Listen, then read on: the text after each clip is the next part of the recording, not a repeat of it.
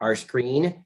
So that way it's focused on you, and you'll be able to take over. And then as soon as you're done, we'll follow it. You will just pass it along to the next person on it, who's right next to me on my screen, Kelly at EIU.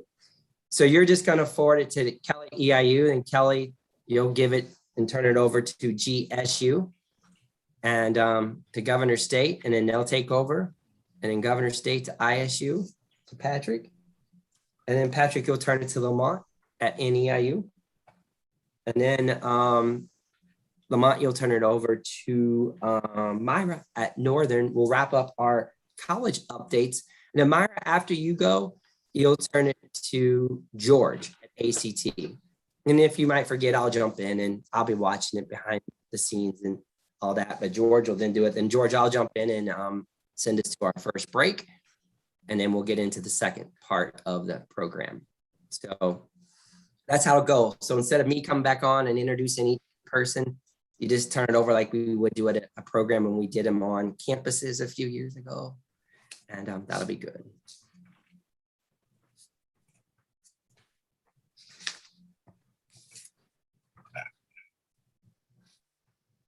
I think we have everybody on here. So again, for those in the afternoon, feel free just to hang I'm having a tight. little trouble with the live stream, so just give me a couple minutes. No problem. We got plenty of time yet, Emily. We got 4 to 5 minutes.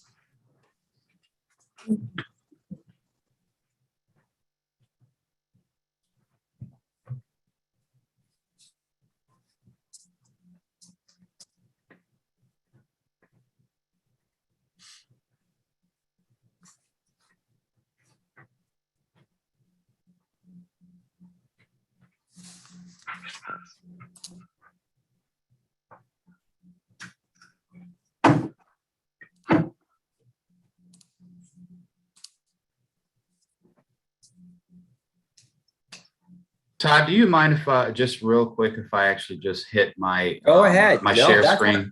Yeah, that's Okay. what this is for. We're in a practice. No one's seen it, but those you see on your screen. So no one's in the room yet. Great. Go right ahead and I'll let you know.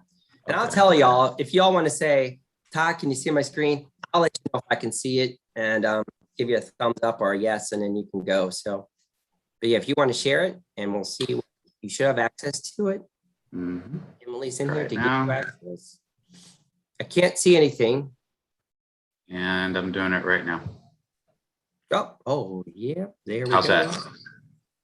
I see your Then- full PowerPoint. So you might want to go to, there you go. Perfect. Okay, great. Thank you. All good. And again, if you just want to say, hey, Todd, can you see that? I'll say, yep. Mhm.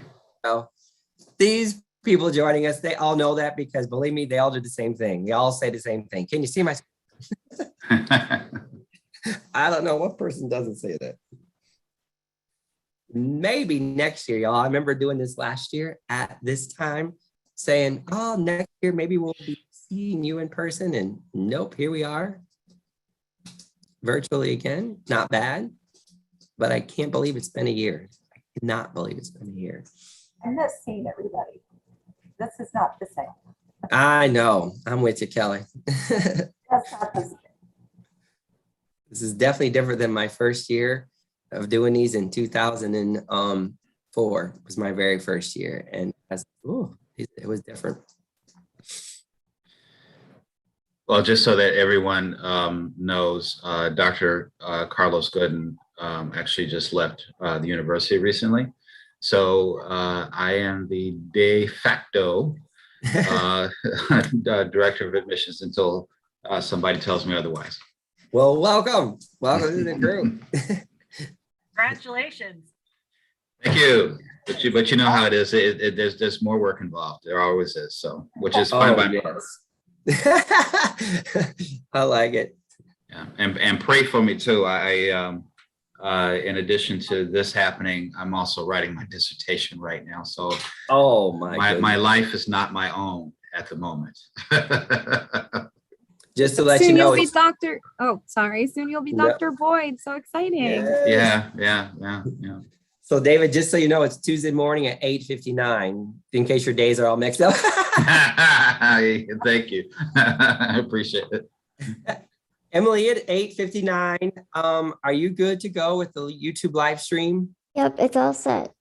Okay, so if Okay. I hit start webinar, for everybody else, all my colleagues, you can have your camera off or on. They will see you as they come in. I'll just be saying some welcome as we let people in. I won't know how many are in the webinar.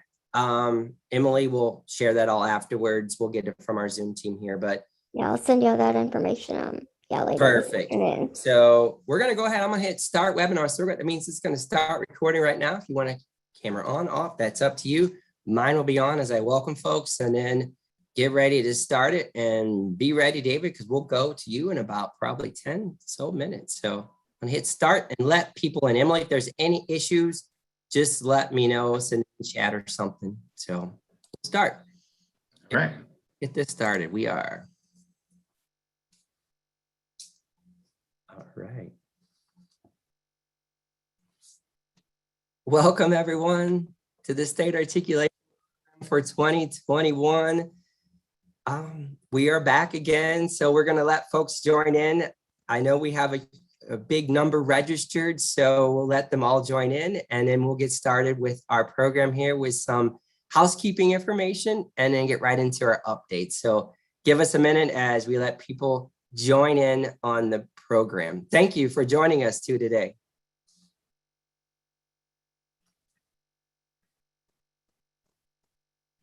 Once again, welcome everyone. Our participant list is filling up a lot. This is also live streaming on YouTube, so many of you may be watching this on our YouTube live stream. Thank you for joining us again this year in 2021. Our State Articulation program, we were hoping to physically see you, but we're glad that we can offer this virtual option, and thank you for taking your time to be a part of this. We'll get started here in just a few as we let others join on. So thank you again for joining us and welcome.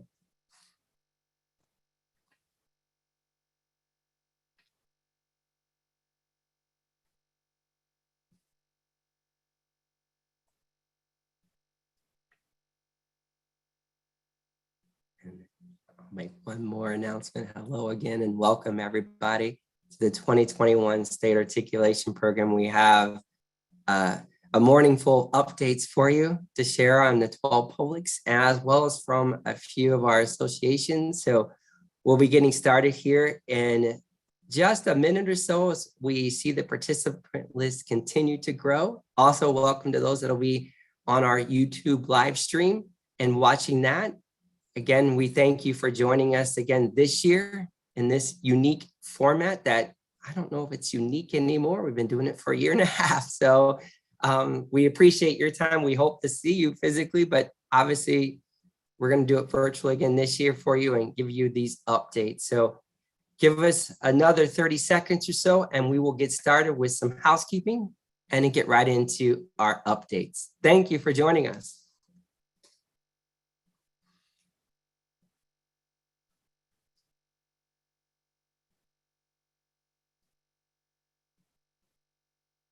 Probably should have played some music for you all as you wait for us to begin our program. Don't have that. I wish I did. Next time.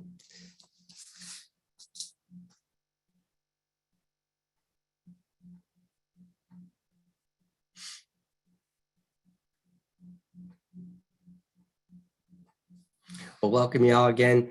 And we'll get started here in just a few seconds. I see our participant list has grown to probably our maximum on our Zoom. So many people may be then joining us on our live on YouTube stream. So thank you for that. And again, appreciate all of you joining us. I know there are some of you across the states that have grouped together and are watching us all as one. So thank you very much for doing that.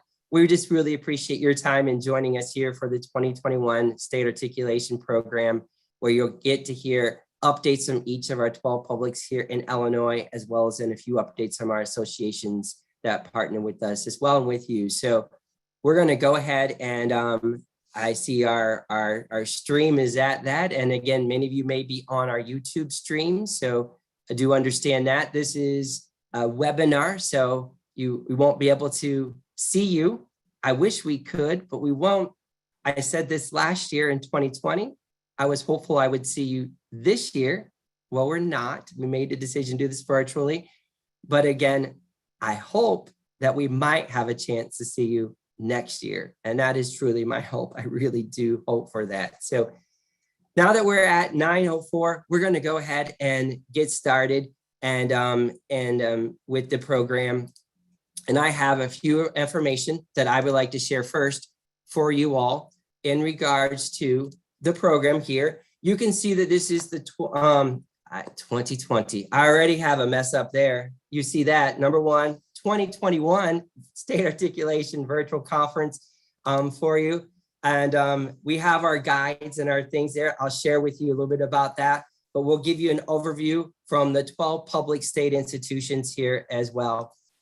Now, articulation outline this morning is going to be such. I have a few opening welcoming remarks here, mostly housekeeping for you. And then we'll get into our first of our 6 public updates. And then, of course, an update from a partner with us, George from ACT, to wrap up the morning session. And we'll take a 10-minute break. And then after that, we'll go into our second half of the updates at around 10:30. From the remaining 6 institutions, some final remarks, very brief final remarks. And then to conclude the program, we have Isaac, ISCA, and College Board sharing some updates with you throughout the day. So those are there. I didn't introduce myself. I'm Todd Burrell at SIUE. And yeah, I'm your MC for today. My colleagues across the state, you'll be hearing from them. They're really the highlight of the program today. You should hear from each of the institutions. I'm just here to help with the SIUE Zoom, the link that you've used and all of that. So that's my role here today. But all your cameras are turned off and muted. The Q&A, the chat are disabled. I see some chat going on here now. So some of you have that opportunity there. We have collected your questions. We have a few that we collected in the themes, and these will be addressed in our updates. Since we're in a webinar, you won't have a chance to do those. We're going to address those in our updates. And then all this information, this is being recorded. I've already seen that being asked in the chat. This is being recorded and will be put on the IACAC website where you registered. That's going to be put out there by this Friday. That is my hope, to get that out there for you so you can share that with others. The 12 Reasons Guide, the at-a-glance chart, and all of the handouts are on the IACAC website at the address that you see there on the screen. You can get them. So each of us, when we give our 10-minute update, what we have done is in our presentation, this information that's in our presentation we're sharing with you is exact information or can be found in that update on that website. So what you'll see on our screen is what you can find in that update that you can print out and utilize. Very much like if we were in person, we had it laying on your table for you or for you to pick up, it'll be there in that PDF format. And so that will all be there as well. But if you have a question about a particular institution that you want to ask that of, there's a document out on that website that has each of our names and our personal email that you can reach out to us, and we will then be able to get back to you with the information related to our institution. And that document you will find too on that IACAC website there. Now, popular question every year, and yes, PD credits, formerly CPDUs, those seeking the PD credits, for those in Illinois, you can email Lori Anderson with your interest in receiving that. All you need to do is just email Lori at landers@siue.edu sometime before the 17th of September, if you can. That's this coming Friday. And then she will send you the appropriate information. So PD credits, yes, you can get 3 hours for that. That's how long we plan to be on this. You will get those PD credits and those will be there. Lori will get back to you. Please do give her some time. Last year, we had about 650 emails and requests for PD credits that she will handle, and she got through them mostly by the end of the week. So give her some time and she'll get back to you with the appropriate information for those PD credits if you're seeking those. Now, I want to mention something too, and I'm throwing this out there. My colleagues and the offices, those that work with our transfer students, there's a transfer webinar.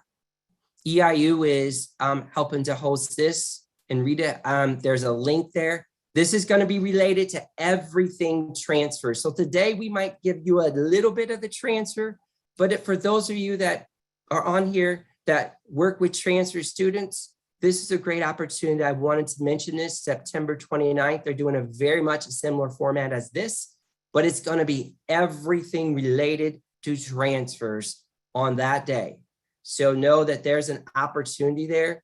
Emails have been sent out to appropriate institutions that we work with, but I wanted to mention this as well because we will cover a little bit of transfer information today, but there's an opportunity here for a webinar to get these similar updates all related to transfer. And I want to say thanks to IACAC for helping to host this. I couldn't do that without saying thanks to the leadership of IACAC, but in particular, Erin Hoover, who has just been wonderful in helping us to get the information on the website, the registration and all that. She's just been awesome and wonderful to work with. And I can't say thanks to IACAC for them allowing us to provide this format to you, but also to SIUE. Yes, that's where I work, but behind the scenes, our Zoom team, Emily and our Zoom team here who's helping to put this on, as well as Lori Anderson in my office, who has just been solid, a rock star in regards to helping me make sure we get all the information to you prior to the program, after the program, and also for putting up with me. So I want to say thanks to her for that. So with that, those are our housekeeping remarks. Again, I know that there's some information going on for those of you that are able to chat. Some of you are not, because some of you are on our live stream. Again, no Q&A is available there. So if we don't get to something in the chat, please know that we'll try to look at that and see. But one of the things that we'll do is hopefully all the information will be covered. If you have questions, you can go out and you can email also the individuals there on that sheet, that documents on the IACAC website. So with that, those are our announcements. We're going to go ahead and get started.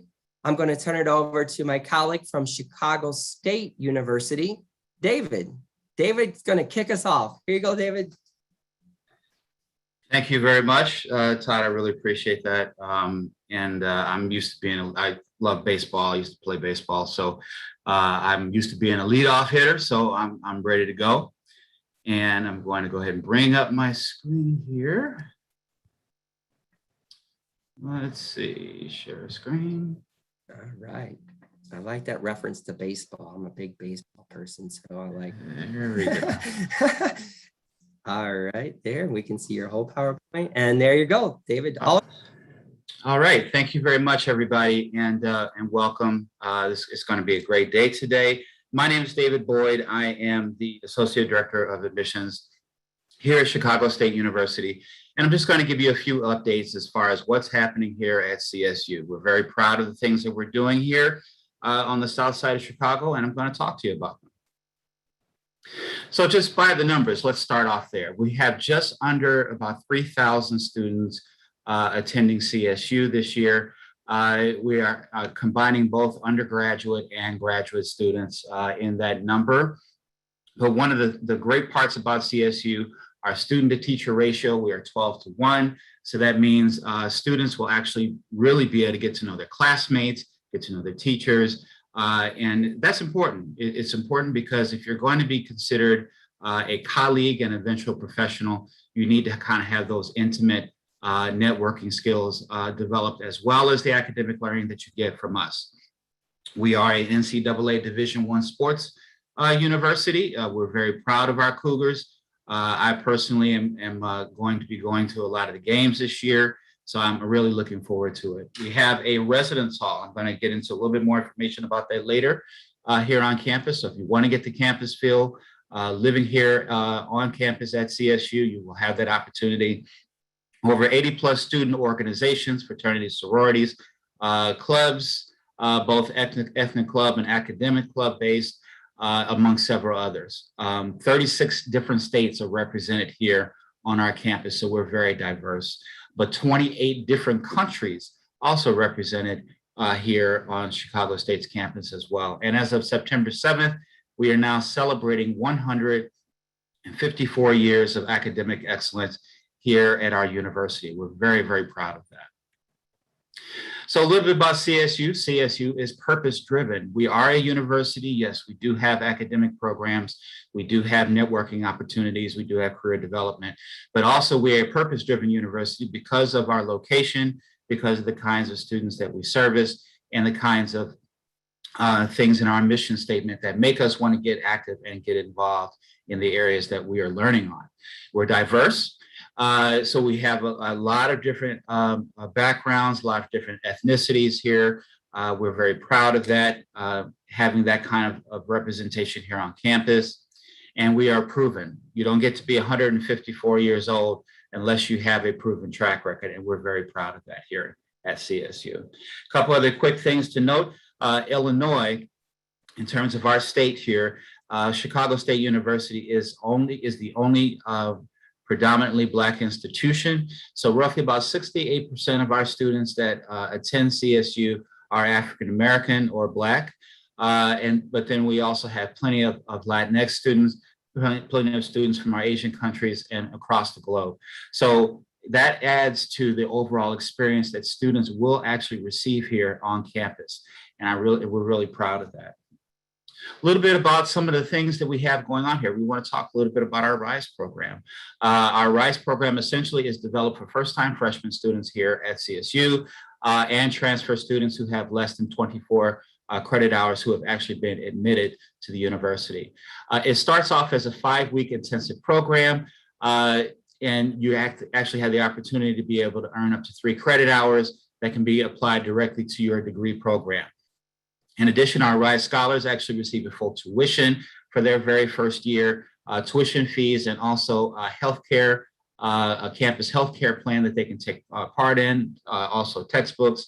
Students will get a personal laptop that they can use actually in all 4 of those years. And then there's plenty of programming opportunities that are available. So once again, while you're here, you're not just doing academics, you're really learning how to have several skill sets. Honors College for our incoming freshmen, 23 or higher on the ACT, 3.5 or higher GPA, and graduating in the top 10% of your class. If you have 2 of those 3, you will actually be able to qualify for our honors program. For transfer students with at least 12 credit hours, a minimum of 3.35 cumulative GPA at CSU. That leads to scholarship opportunities, tuition and fees, networking opportunities. And as you can see, the 44th president of the United States spoke here at CSU in 2009, and he is an honorary member of our program. So in terms of all of our academics, you're looking at the different colleges that we offer here. College of Arts and Sciences obviously is our largest of all in terms of our majors. College of Business. We also have an MBA program. I just want to make sure that people are aware of that now. College of Education, we are bragging about our Call Me Mr. program, which is a program that we have here in partnership with the local high schools and local grade schools, where a diverse male teacher constituency who are actually interested in teaching here in the inner city. We offer scholarship opportunities, a full tuition scholarship, academic support sessions, all of those things. Our Diverse Scholars of Education program as well, full-time scholarship. We have that here in our education program. So just a couple of things to note. Health sciences, occupational therapy, nursing, we have all of these programs here. Plus our in terms of getting your licensure, our programs are nearly 100% of our students who are actually going out and taking their licensures. They actually are passing them on the very first time. College of Pharmacy, we have the #1 program in terms of graduating students of color who become pharmacists. We have community pharmacy programs that we are working with, Walgreens, CVS, even Walmart. So our students will have plenty of opportunities to have something to do once they're finished. And then our graduate school and Division of Continuing Education. All of that leads to over 30 undergraduate programs, over 20 graduate programs, 2 doctoral programs, our honors college, and our adult integrated learning program. So we have a lot that we have to offer here at the university. And I always like to show this picture. This picture is of a part of our campus, that is the Cordell Reed Student Union, where all of our student activities and resources, our cafeteria, eating spaces, learning spaces, office spaces are all there. Shortly behind that, you'll see in the kind of the tannish looking building, that is our Gwendolyn Brooks Library, beautiful library. On our 4th floor, you can actually see it has a panoramic view of the city. You can even see downtown on a clear day. Just a few things that we want to make sure that we are pointing out here to those of you who want to send your students to us. We do have our COVID-19 task force that has been meeting regularly, discussing issues regarding the pandemic. We are still in COVID now. Hand sanitizers throughout campus, social distancing guidelines. We do have a shuttle service that actually will take you throughout the entire campus and then take you off campus to the Red Line if you're taking public transportation. Our dining services are in containers to keep people safe. And it is required that students must wear a mask and anytime that they are here on campus, and also must use their IDs. We do have residence halls, as I mentioned, suite style, double rooms with adjoining bathrooms, 24 private rooms with private bathrooms. And then these are our rates for the fall and spring for 2022. And this is a picture of our residence hall. You actually can't see it, but on the central portion of this, there's actually an outdoor space. Our band, we have a CSU band. They can go out and practice out back and put on concerts. There's barbecue areas, places where you can have a seat and relax. And it's very, very peaceful out there. I've actually sat out there myself. In terms of campus safety, we are a very safe campus. We're rated as one of the safest campuses here in the state of Illinois. We do have a safety app, so you can download that onto your smartphones and get any information that's related to the campus security. And we actually have the state of Illinois Police Department on campus. They are our campus police here. In terms of first-time freshmen, complete your applications online. Send your transcripts directly to the admissions office. Parchment, that's definitely what it is that we would prefer. Obviously, for the springtime, there will be a $25 application fee, but we are staying test optional all the way through fall of 2022. And then there are dates, priority deadline, and then the admissions deadline. I always push people toward priority. I used to have hair on my head. Because of the fact that I was so stressed out with students coming in at the last minute, I lost it all. So I'm going to try the beard now, see if I can keep my hair there. How about that? Here's our cost of our tuition. We are 96% of our students here at CSU receive financial assistance. And overall, Chicago State is one of the most accessible states, schools in the state of Illinois. And then we are also one of the most affordable as well, which we're proud of. Financial aid opportunities, plenty of scholarships that are available. You can contact our CSU-finance aid at csu.edu if you have any questions. But we not only do we just provide and talk about how to apply for financial aid, we also engage in financial literacy, which is also very important. So in terms of staying connected, you can meet with us by appointment. You can meet with us by email. We are doing campus tours now. We're going to have on-site informationals and webinars coming up very soon. One is going to happen on October 23rd from 10 a.m. to 2 p.m. That's on a Saturday. We have our blogs and our Instagram page, and then also our UChat, where between the hours of 10 a.m. and 3 p.m., students can actually contact us online. Here's additional information, once again, pointing out our CSU UChat, and then starting in October, every Wednesday, and then every first Saturday, we're going to have virtual admissions information sessions for more information on our university. So I just want to take a time to say thank you for joining us today. We really appreciate you being here. We're very excited to have you come and visit us. Please feel free to reach out to me about group tours, because we are definitely doing that. And then this is my information down here at the bottom, dboyd23@csu.edu. So now I'm going to go ahead and stop sharing my screen.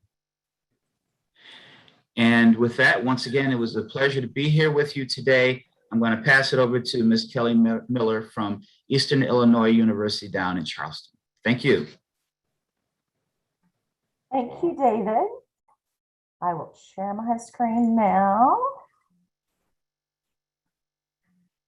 Okay, Todd, can you see it? I cannot yet. So nothing Okay. there yet. So nothing there yet. There we go. It looks like we're All right. now. Good to go. We are there, Kelly. You're all good. Fantastic. Welcome, everyone. And I would be remiss if I did not recognize Todd for all of his hard work on pulling this together. This is not how some of us would love to do this. We would love to see you in person, but we appreciate all of Todd's hard work pulling us together so that we can share with you all. My name is Kelly Miller. I'm the Director of Admissions here at Eastern. I'm also a very proud alumni. My husband's an alumni, and I was just sitting here going through our family. We actually have 10 graduates of Eastern, so our roots run pretty deep, and our youngest son is a current sophomore here.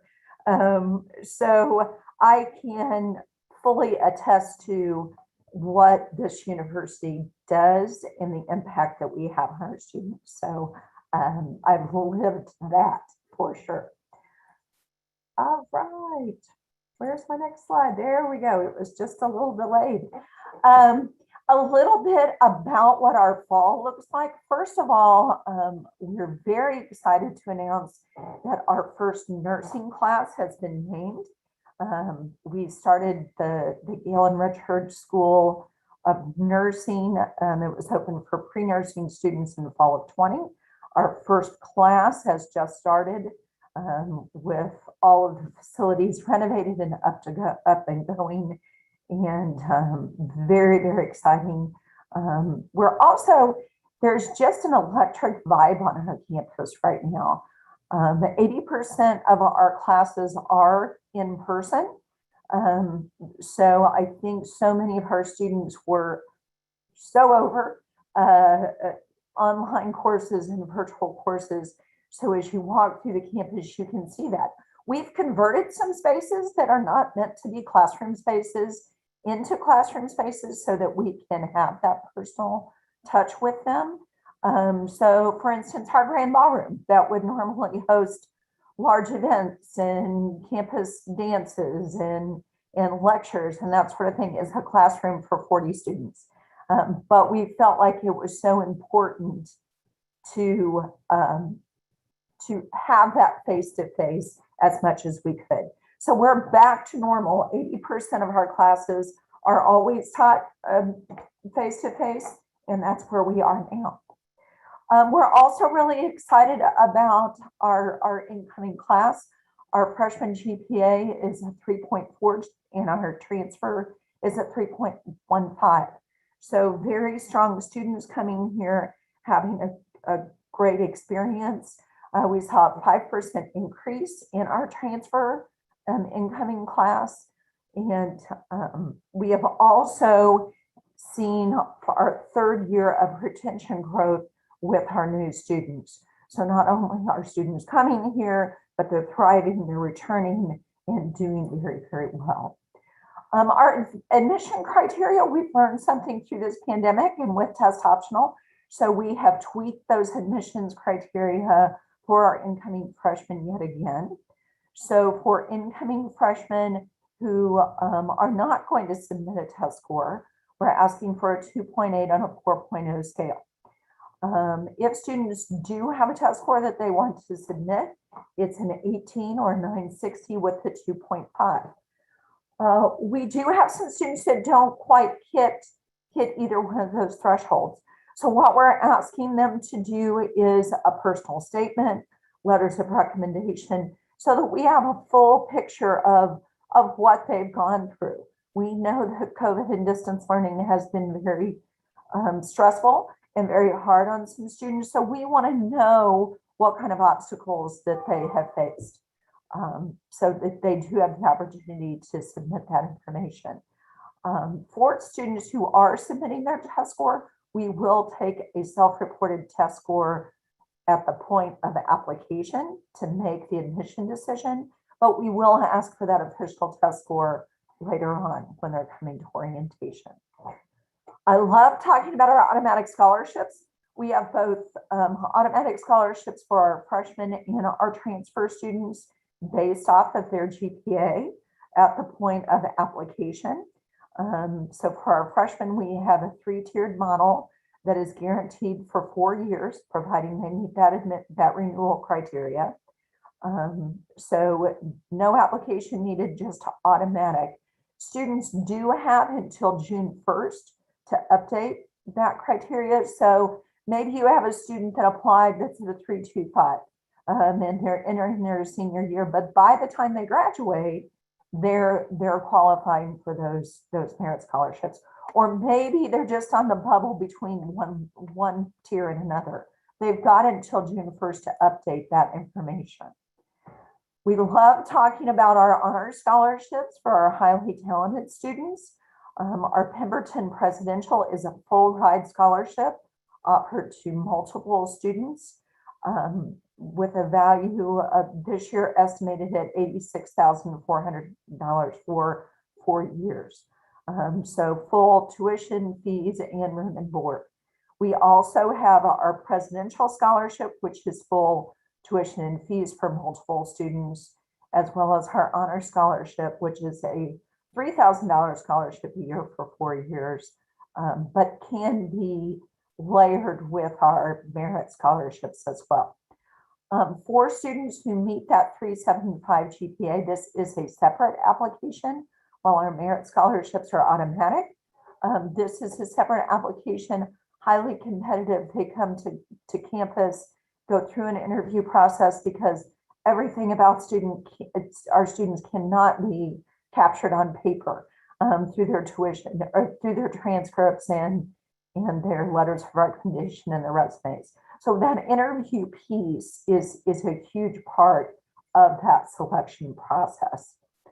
More on scholarships, because we love talking to our students about free money, and there's a lot of opportunities for them.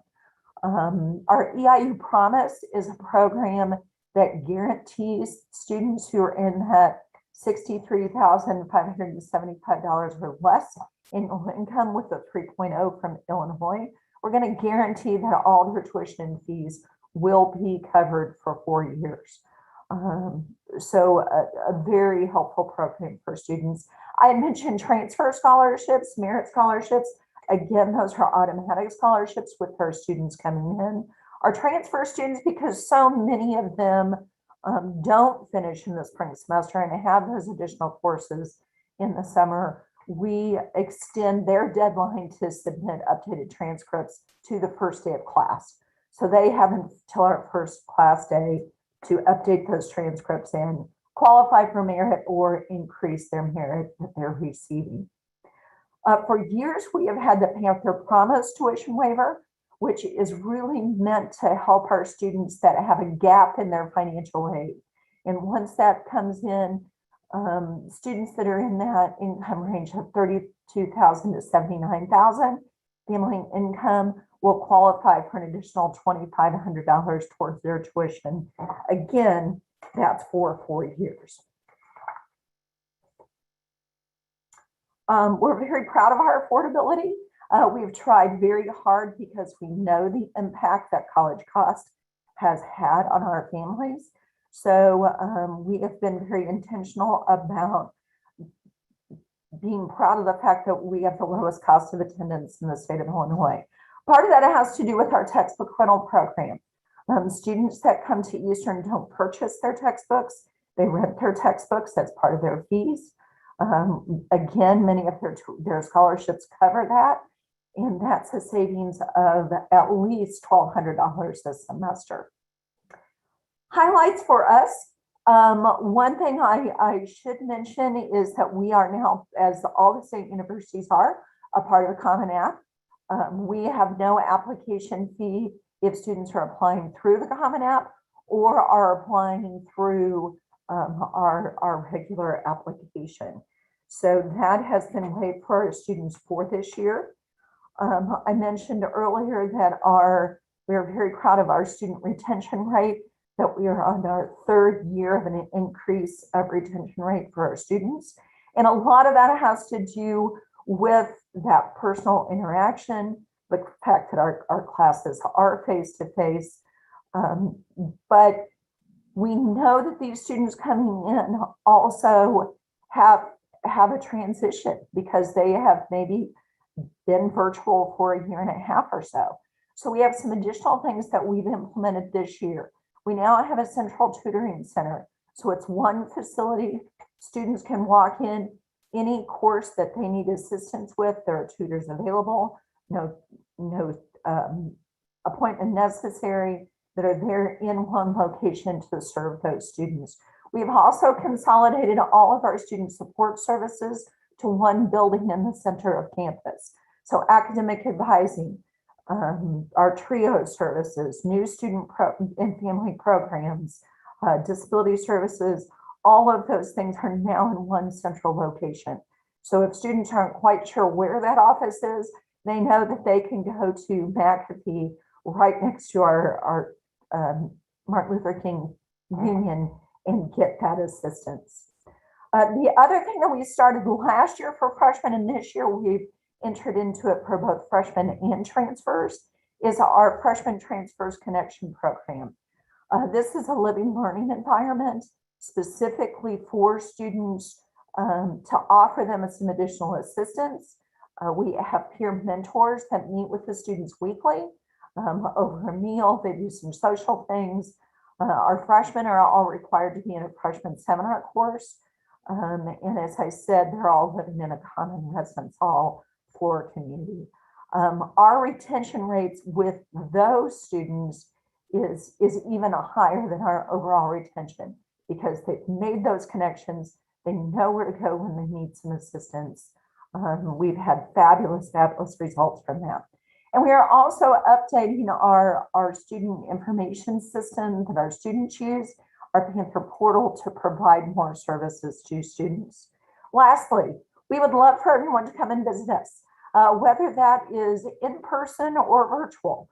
We are continuing some virtual events, doing some application workshops, financial aid workshops, campus tours.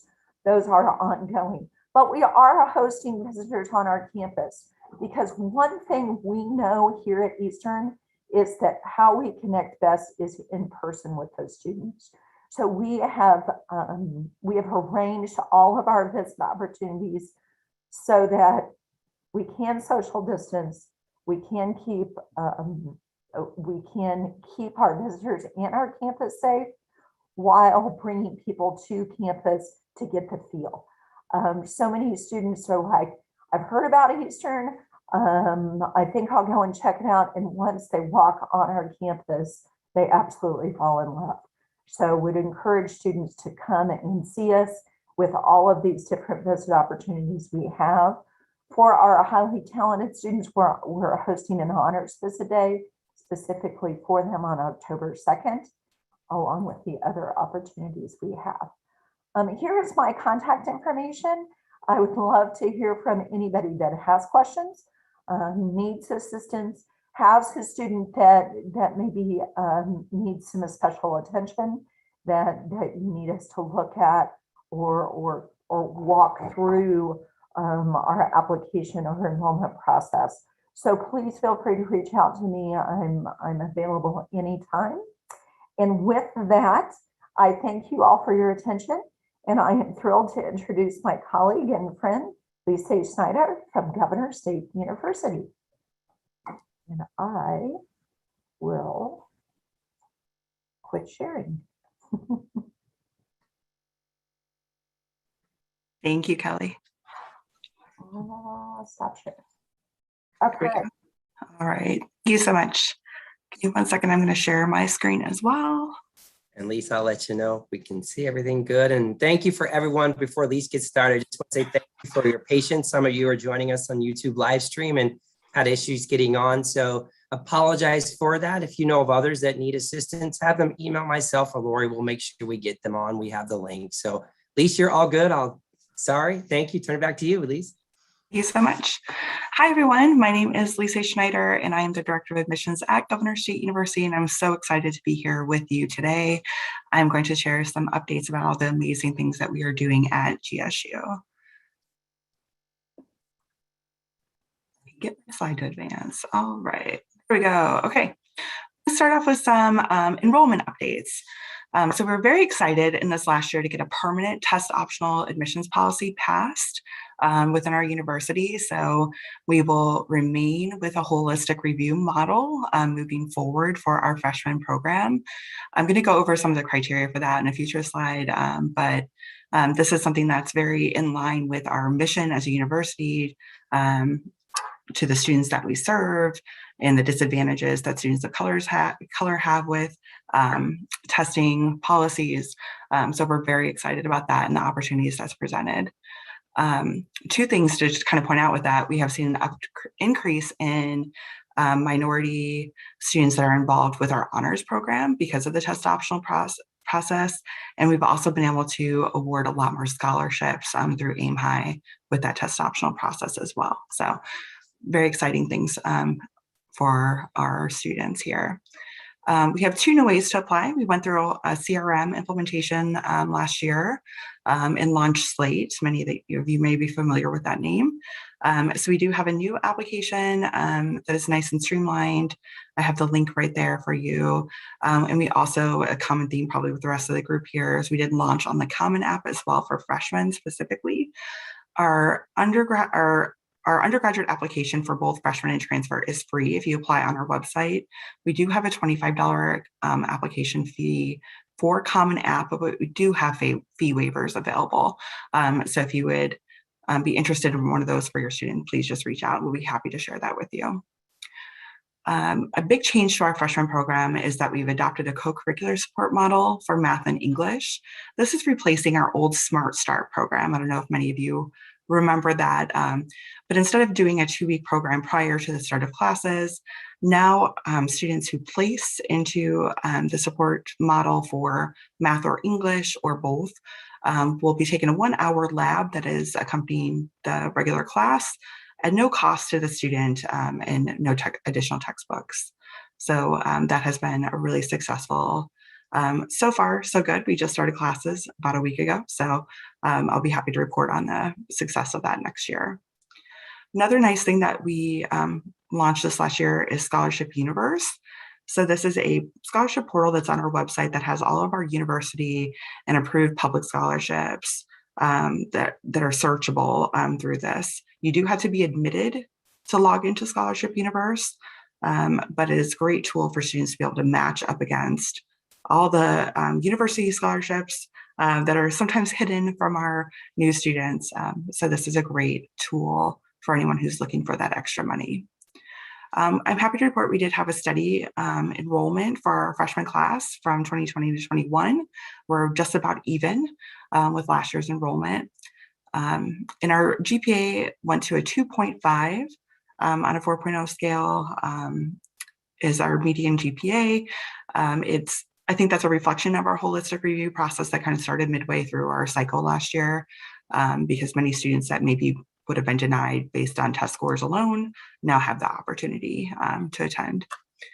A couple other fun facts there at the bottom: 89% of our undergraduate students receive grants or scholarships, 57% belong to a racial or ethnic minority.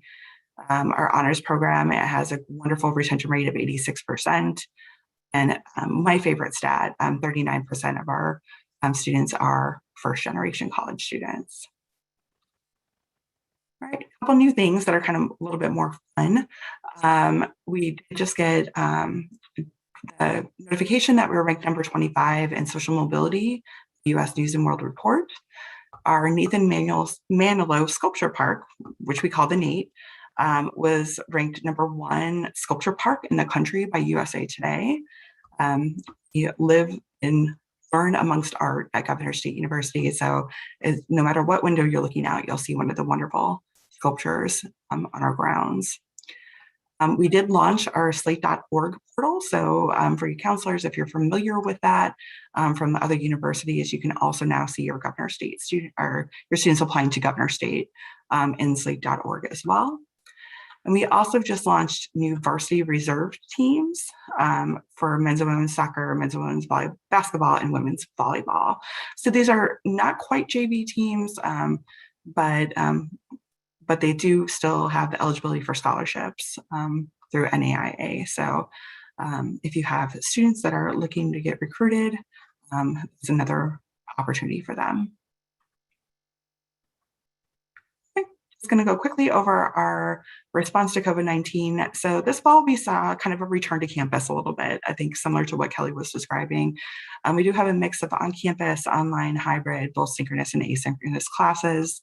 We're trying to be really flexible because we have kind of a non-traditional campus population to begin with. So people are in very different places right now. So we're trying to be responsive to that. Our Prairie Place Residence Hall is open and has been open all through COVID because we do, identify that some of our students, this is their home. So it has been operating the whole time and continues to do so. We do have laptop and hotspot rental programs available for all students. This is in response to some people not having internet accessibility at their homes. So we do have that available as well. Our campus activities are returning, including our open houses, our fun things like Welcome Week, our convocation have been in person, of course, following social distancing. It's nice to have some activity back on campus for sure. And of course, we're committed to social distancing and all the CDC guidelines. We do require masks on campus. We're looking forward to seeing you on campus soon. I want to highlight some new recruitment staff. We can see first, just really quickly, Craig Berry, a former recruiter and counselor with our team, is now the Associate Director of Recruitment. He's got a wonderful team of recruiters. You can see their names and recruiting territories there. And just want to mention that both Melinda and Emmanuel are bilingual. So if you have any students that need that kind of service, you can definitely reach out to them, even if they are outside of the recruitment territory. Okay, so the admissions process. So like I said, we went test optional. We are looking for a minimum of a 2.0 unweighted on high school GPA and a 4.0 scale. The submission of the ACT or SAT is optional, but if they would be helpful to your student, you're welcome to submit them. Likewise, if they submit them and they're not helpful, we will not count that against them. So the test scores can only help your student. They need to have earned less than 24 hours of college credit to be considered a freshman. And we do encourage supplemental documents now that we're in the holistic review process. So letters of recommendation, personal statements, AP scores, etc. The student is able to upload them into Slate for our consideration. Again, application is free if you do it on our website. Tuition fees have stayed the same for the third year in a row. So our total cost of tuition fees is $12,616. There was a slight increase in room and board if the student wants to live in Prairie Place, but that is not required. So we remain accessible and affordable compared to our state colleagues here. Okay, this is something I want to cover really quickly. We are in the time period that if you have some really high caliber students and they want to be applying for the presidential scholarship, now is the time. The application needs to be completed by November 15th, and then the presidential scholarship application by December 1st. We do offer 2 presidential awards each fall.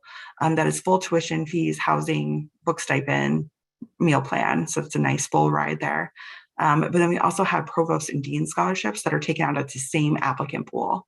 We were able to award 8 scholarships this past year and hope to do so again this coming fall.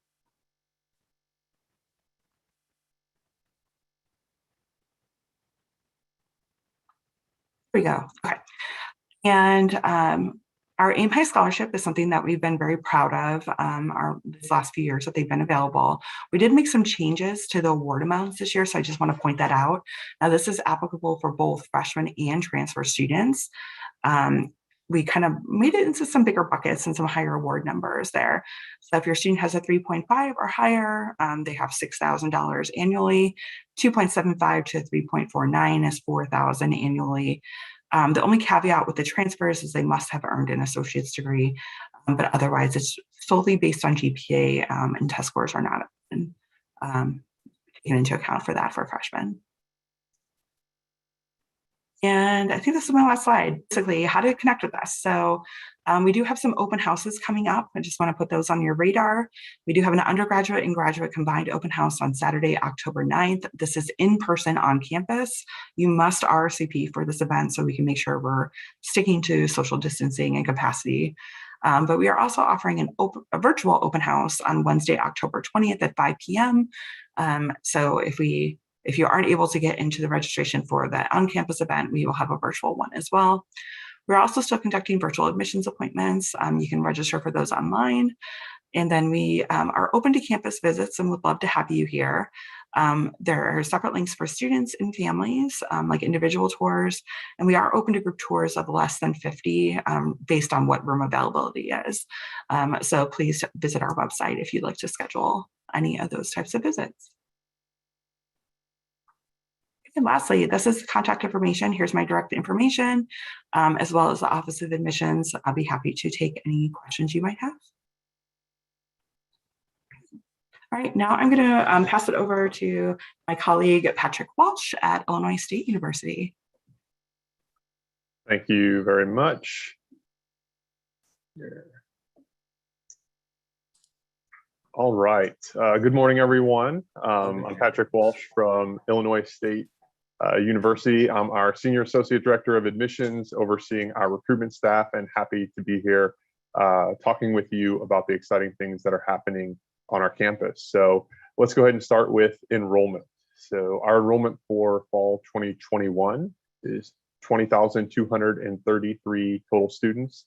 That included 3,374 new first-time in college students, which is an increase of 1% over last year. Also included 1,678 transfer students, which is an increase of about 6% over last year.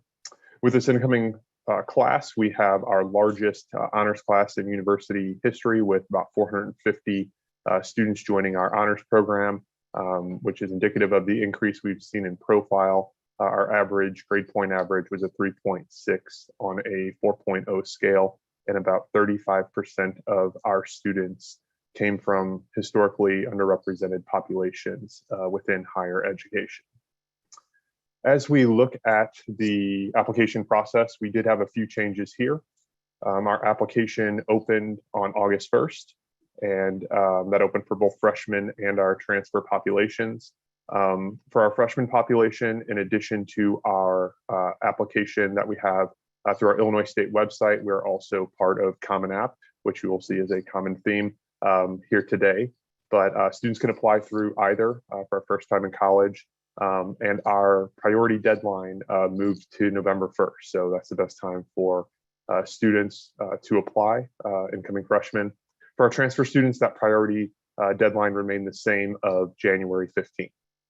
We've already started reviewing applications that have come in and started sending decisions earlier in September, and we'll continue to send those decisions on a rolling basis. We have plenty of questions every year about our students who are applying to nursing as they are hearing some of their peers get decisions back. So I wanted to communicate for our freshman nursing students.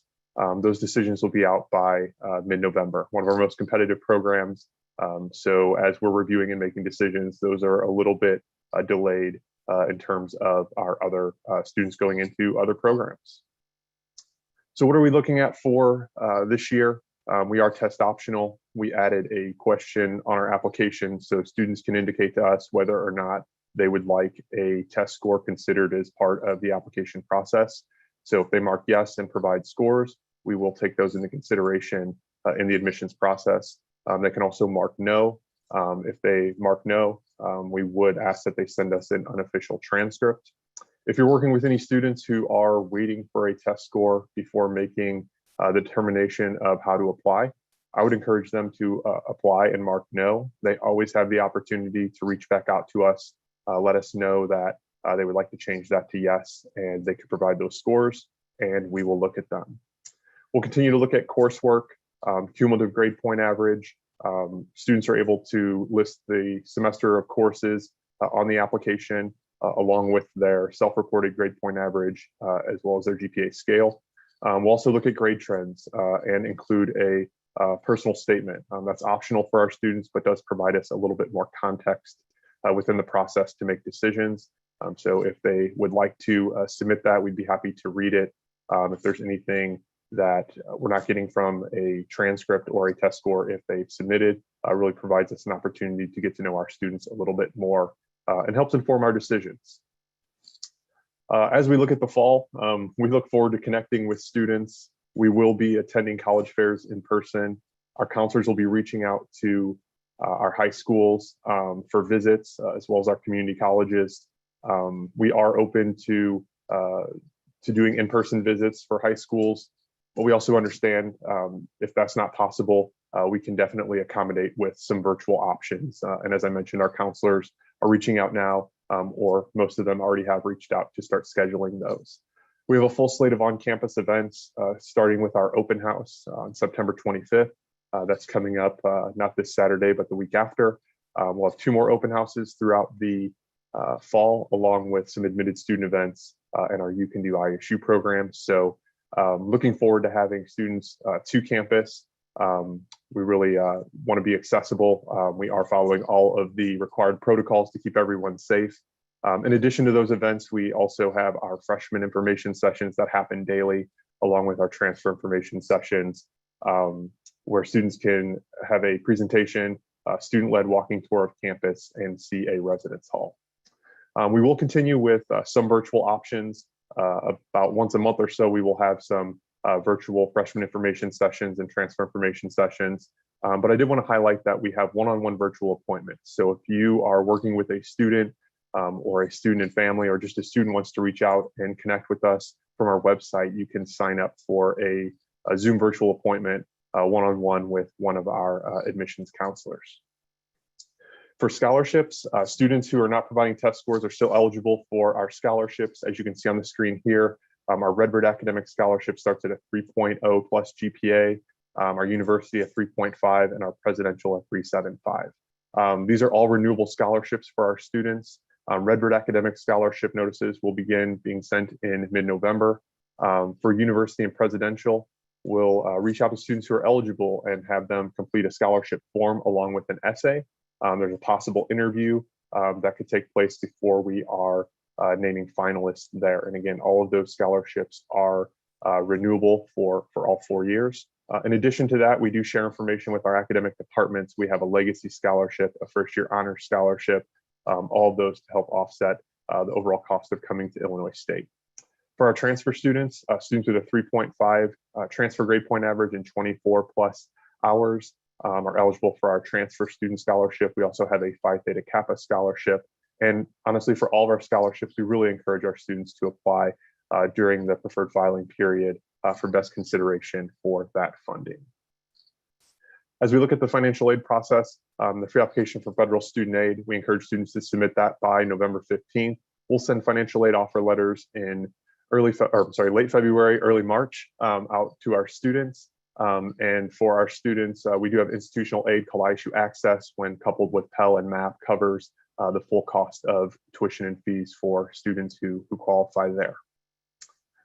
So what's happening on our campus? Some new updates with staffing. We have 3 new admissions counselors. Derek Small started in July, and Derek is a regional admission counselor in the Chicagoland area, and he will be recruiting the south and southwest suburbs along with some of our CPS schools. We also have Yelise Walls, who is campus-based. She will have a pocket of schools in the Metro East along with East Central Illinois. And then last but not least, Kate McCarthy, who joined us in September. and she will be campus-based, but she will be recruiting in the north and northwest suburbs of Chicago. In addition to that, some of you know Brandon Delk, who was our senior admissions counselor. He's accepted additional responsibilities and is now our admissions coordinator for equity, diversity, and inclusion at Illinois State. So he will still be doing a little bit of recruitment in the Peoria and the Springfield area, as well as the Carbondale area, but he will be more on campus with his new responsibilities, and we're excited about that. A couple other updates. We are still moving forward with plans for a College of Engineering that is set to take place in 2024. So we're going through that process at this time to add a full college that will include electrical and mechanical engineering. To help meet the demand and the need for nurses, there are plans for an expansion of our nursing simulation lab, which will allow us to increase enrollment. It will be a 2-story structure that will connect to our current simulation lab and allow us to increase enrollment to, again, meet the demand of nurses needed within that field. Our provost continues to work with our graduate school on accelerated master's degree programs, looking at doubling the options that we have for these 4+1 programs. So that remains in the works. And we are happy to continue our partnership with EAB and the Greenlight Match program. So we're one of 9 universities that's working on this new initiative. It's kind of a pilot to remove those barriers for financial aid and admissions for our students that are involved with community-based organizations. Okay, last but not least, our Multicultural Center opened in August of 2021. So this is a new department within Student Affairs that is there to elevate the university, to empower our students' voices, and really have them embrace their many intersecting identities on our campus. We're excited for that to open. You can see some of the groups that this will support in terms of our Black Student Union, Association of Latinx Students, Asian Pacific American Coalition, and our Pride group. So we're thrilled about that as we continue to work on equity, diversity, and inclusion on our campus. So with that, I do want to say thank you to our community college counselors, to our school counselors for all the work that you've done, but especially in this last 18 months to support students and get them to the next step. A big thank you to all of you. My contact information is up there, so if you have questions, please do not hesitate to reach out to me directly. And with that, I will go ahead and turn it over to Lamont Vaughn from Northeastern Illinois University. Take it away, Lamont. Thank you, Patrick. Good afternoon, everyone. Just give me a second here. I'm going to share my screen. Todd, can you see me? You are all good, Lamont. Wonderful. Thank you very much. Greetings, everyone. My name is Lamont Vaughn. I'm the Executive Director of Undergraduate Admissions here at Northeastern Illinois University, and I'm really excited to be here today to share some updates that are going on here on the north side of Chicago. First, I want to start off with just some staffing. These are the people that you're going to see on the road over the year and virtually at some of our events. So I want to highlight some of the people who really support the efforts of recruitment and are connecting with your students. We have Dr. Alice Penniman, who is our coordinator of African American recruitment. She works in many of the CPS schools on the south side of Chicago. We have Fabi Callis, who is one of our freshman undergraduate admissions counselor, who is also bilingual. We have Amanda McGlade, who is one of our freshman admissions counselors, and Ms. Daniela Torres, who is also one of our freshman admissions counselors, who is also bilingual. So we enthusiastically welcomed our students back to campus this fall. Much like many of my colleagues, about 80 to 85% of our classes are back on campus, and then we have some hybrid courses. Our fall enrollment updates are as follows. We welcomed about 6,444 total enrollment students back to campus. For our undergraduate enrollment, that included about 4,608 students, and then our graduate enrollment, 1,832. Surrounding our welcome back to campus was many of our traditional events, our welcome week, and we did some registration days here on campus to get students excited about their entry back into campus for the fall of 2021. Our admissions requirements. As many of you know, in fall of 2021, we went test optional. What that means for your students is that we do not require standardized test scores for admissions to the university. We do encourage that students do submit their test scores because they can be helpful in several areas, and that includes English and math placement, as well as some scholarship and prerequisite course requirements. Applicants who possess a 2.5 high school GPA will automatically be guaranteed admissions to the university. Our application process is currently as follows. We are merging over to the Common App, much like many of the other schools. Currently, we are accepting applications, both paper as well as online. Our application deadline for the spring of 2021, and this is mostly for transfer students or any student who didn't start in the fall, would be November 1st of 2021. For students who are interested in applying for fall of 2022, our application deadline remains the same as July 15th.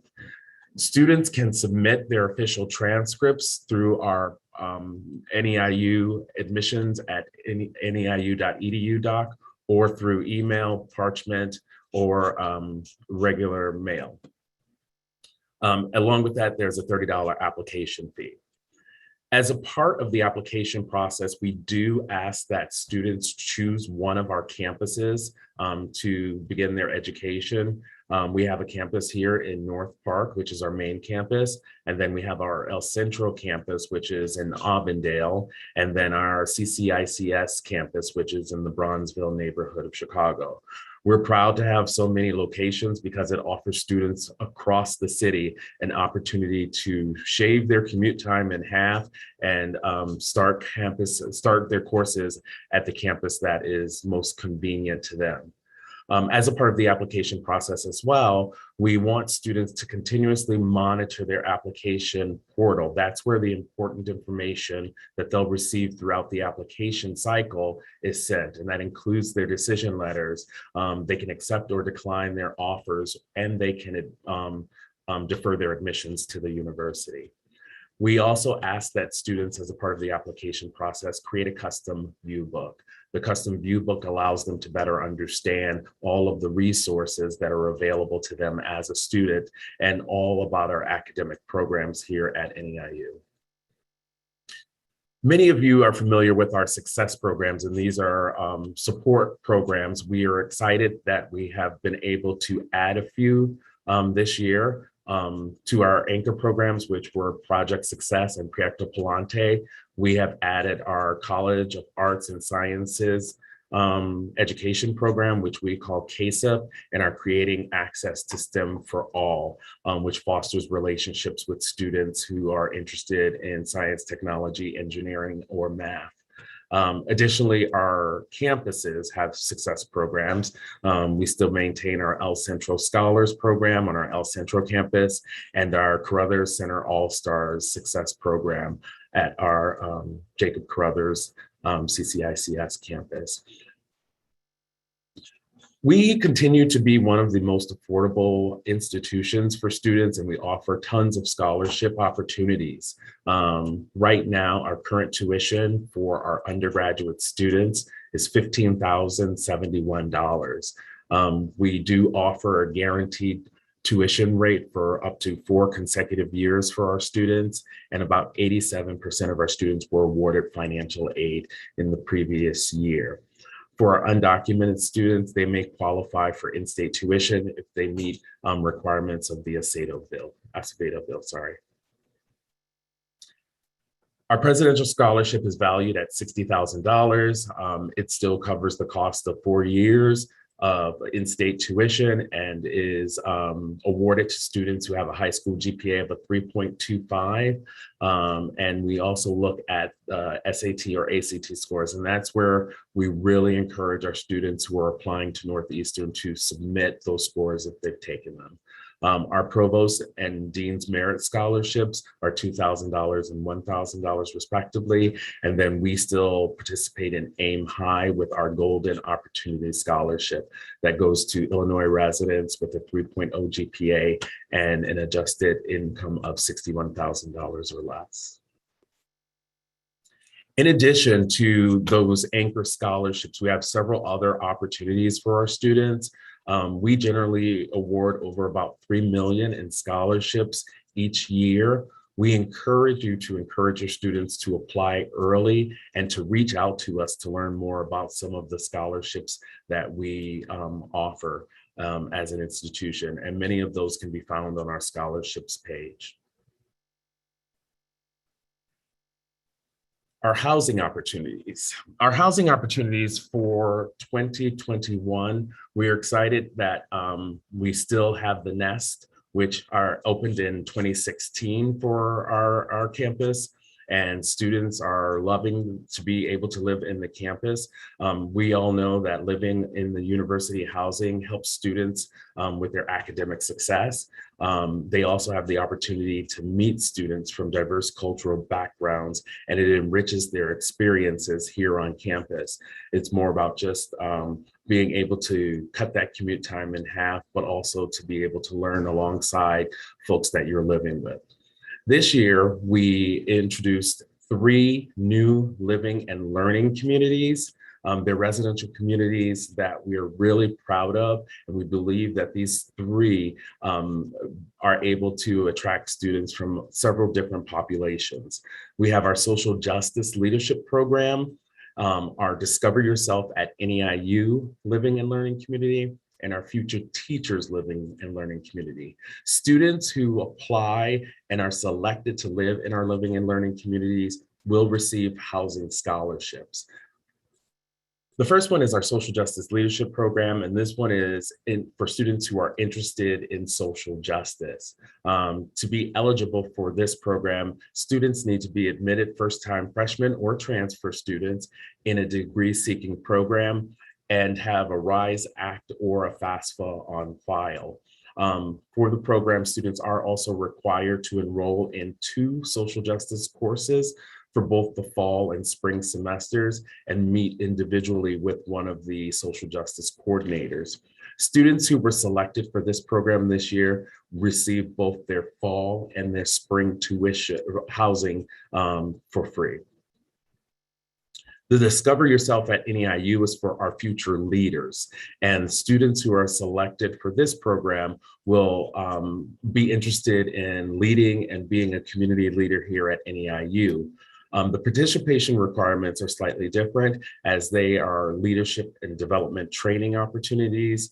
Their students are required to participate in civic engagement opportunities and also in one student organization, as well as attend monthly workshops. This program also kicked off in the fall, awarding both fall and spring housing for free for students this year.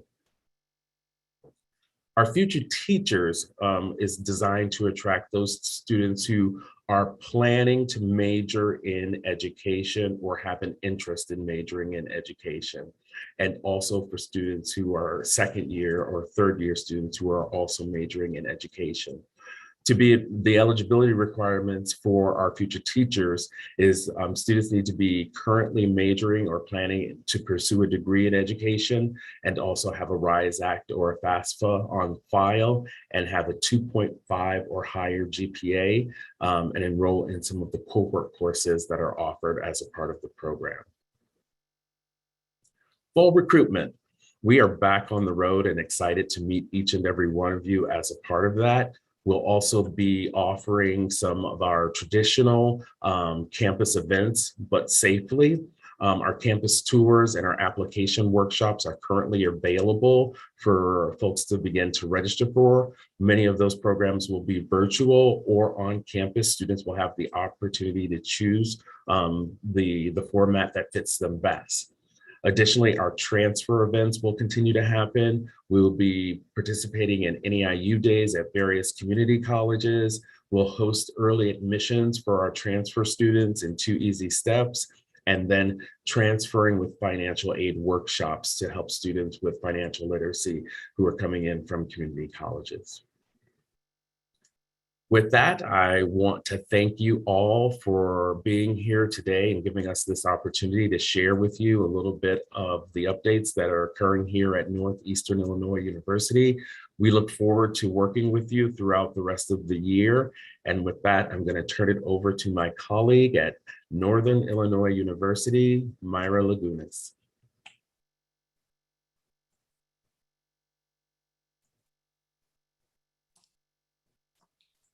Stop sharing. Thank you. All right. Thanks, Myra, you're all everyone. set, Myra? Perfect. Thank you, Todd. Thanks so much, everyone, for being with us here today. I'm so excited to be here. This is my first time presenting in this on this panel, so I'm so excited to be here with the rest of my colleagues. My name is Mayra Lagunas. My pronouns are she, her, and ella. I'm the new Assistant Vice President of Enrollment Services and Director of Undergraduate Admissions here at Northern Illinois University. We're located here in DeKalb, which is about 65 miles west of Chicago. I did want to take this opportunity to thank Todd and everyone in the SIU team for putting this together and for being hosts. And I also wanted to take a moment to recognize and thank every one of the counselors, every one of the community-based organizations that are here supporting. I know that this information is helpful for you as you advocate on behalf of your students. We do have more resources and additional information for counselors at go.niu/for-counselors. And you can find that in a quick Google as well, Counselor Resources NIU. All right, I'm going to get us started with enrollment updates for fall of 2021. So we did see an increase in our first year student enrollment. Transfer student enrollment stayed about the same. We did note that enrollment in general slightly decreased, and we think a lot of it is attributed specifically to the challenges that have happened this past year for students transitioning. We did survey students to ask about the types of supports that we could potentially provide, and we had a mixed review. Some students who absolutely loved having courses in virtually, and other students who just could not adjust. We did offer opportunities for students to rent out laptops. We offered hotspots, and a lot of our faculty engaged in opportunities for transitioning classroom styles to a virtual format to ensure that we're providing the flexibility that students needed and the resources they needed to be successful in this year. I will take this opportunity also to encourage you, if you are working with any students from prior years, and you're not so sure how to advise them or where to send them, please send them to me. We'll be happy to connect them here on campus to continue with their planning or potentially re-enrolling in a future semester. We did transition in this last year to a holistic review, which I'll talk about in just a second. But there's always concerns about the type of profile for students. I will say our GPA increased, and it is the highest it's been in like 10 years. It's the second highest in 10 years, that it's at a 3.34. That was the average. We did have an increase in first generation students, and currently first generation students make up about 50% of our undergraduate first year student population. So something noteworthy. We also increase in the diversity of students on campus. That includes students of color, that includes geographic locations and representation from different areas. And then we also noted an increase in eligibility for merit scholarships, which we largely attribute to the removal of test scores from the eligibility review criteria. NIU at a glance, general information, our total student enrollment for undergraduate student, or our total student enrollment rather, was 16,234 for fall of 2021. In our undergraduate student population is about 11,800. There's a couple of different stats in here that I won't go through specifically, but we continue to grow in Latinx student populations. We continue to grow in Black or African-American student populations. And we are particularly proud of having the type of representation that we do on campus. This year, we saw representation from over 111 different countries on our campus, which is also very exciting. And we continue to be a majority female identifying campus. In terms of new programs, we do have a BA in music. A lot of these are going to be listed in our catalog. So again, quick Google NIU course catalog, and you'll find these updates and any additional information for some of our limited admission and limited retention programs. You'll see in here listed our new minors, certificate program emphases, and accelerated programs. We are hoping to continue to grow in this pathway for accelerated programs and continuing programs for non-traditional or adult populations as well. Applying to NIU requires one of two applications, either the NIU application, which students can access from our admissions website, or students can apply through the Common Application. As a continuation of last year's policies, we do not have an application fee for either Common App or the NIU application. We continue also to be a test-free admission and merit scholarship consideration campus. That means that we will not ask for ACT or SAT. We do not take them. We do not use them in the review of the application itself, and we do not use them when we consider students for merit-based scholarships. This includes our presidential scholarship, which is a highly competitive scholarship that can potentially cover tuition, fees, room and board, and it also provides a stipend for books.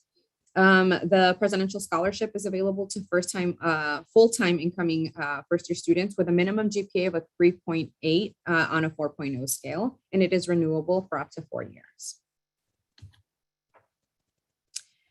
I wanted to get a little bit into the holistic review process because I know that there's been a lot of updates or a lot of information, and specifically for the CHANCE program that we've received a lot of questions. So I will say this is the second cycle that we're going to go into the holistic application review. So for students who are 3.0 and above, we are still using this formulaic process where students will be automatically admitted. So anyone with a 3.0 or above on a 4.0 scale will receive an auto admission decision.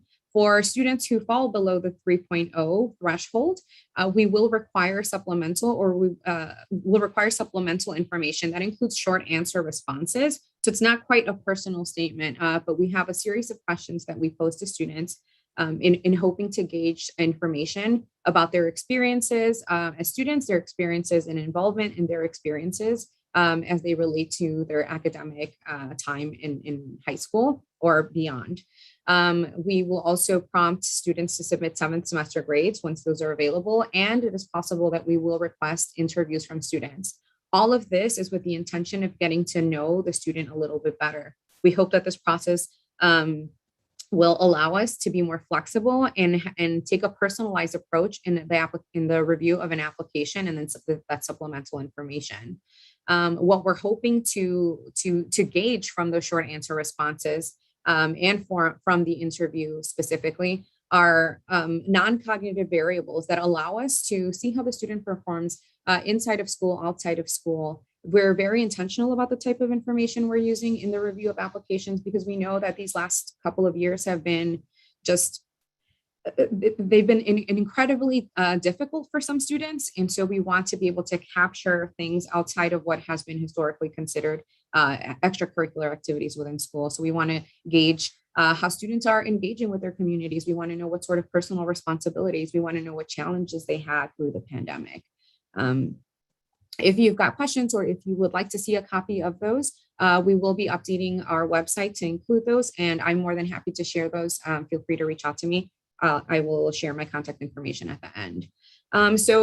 Again, I wanted to touch a little bit on the CHANCE program because historically the CHANCE program has served as that admissions review process for students who historically have had academic challenges in gaining admission to institutions. So the CHANCE program has transitioned to be fully devoting their staff and resources to support students through the NIU journey. So it's no longer going to be the program that a lot of people came to know as a determination for admission. So that is moving into the holistic review process done through the admissions application.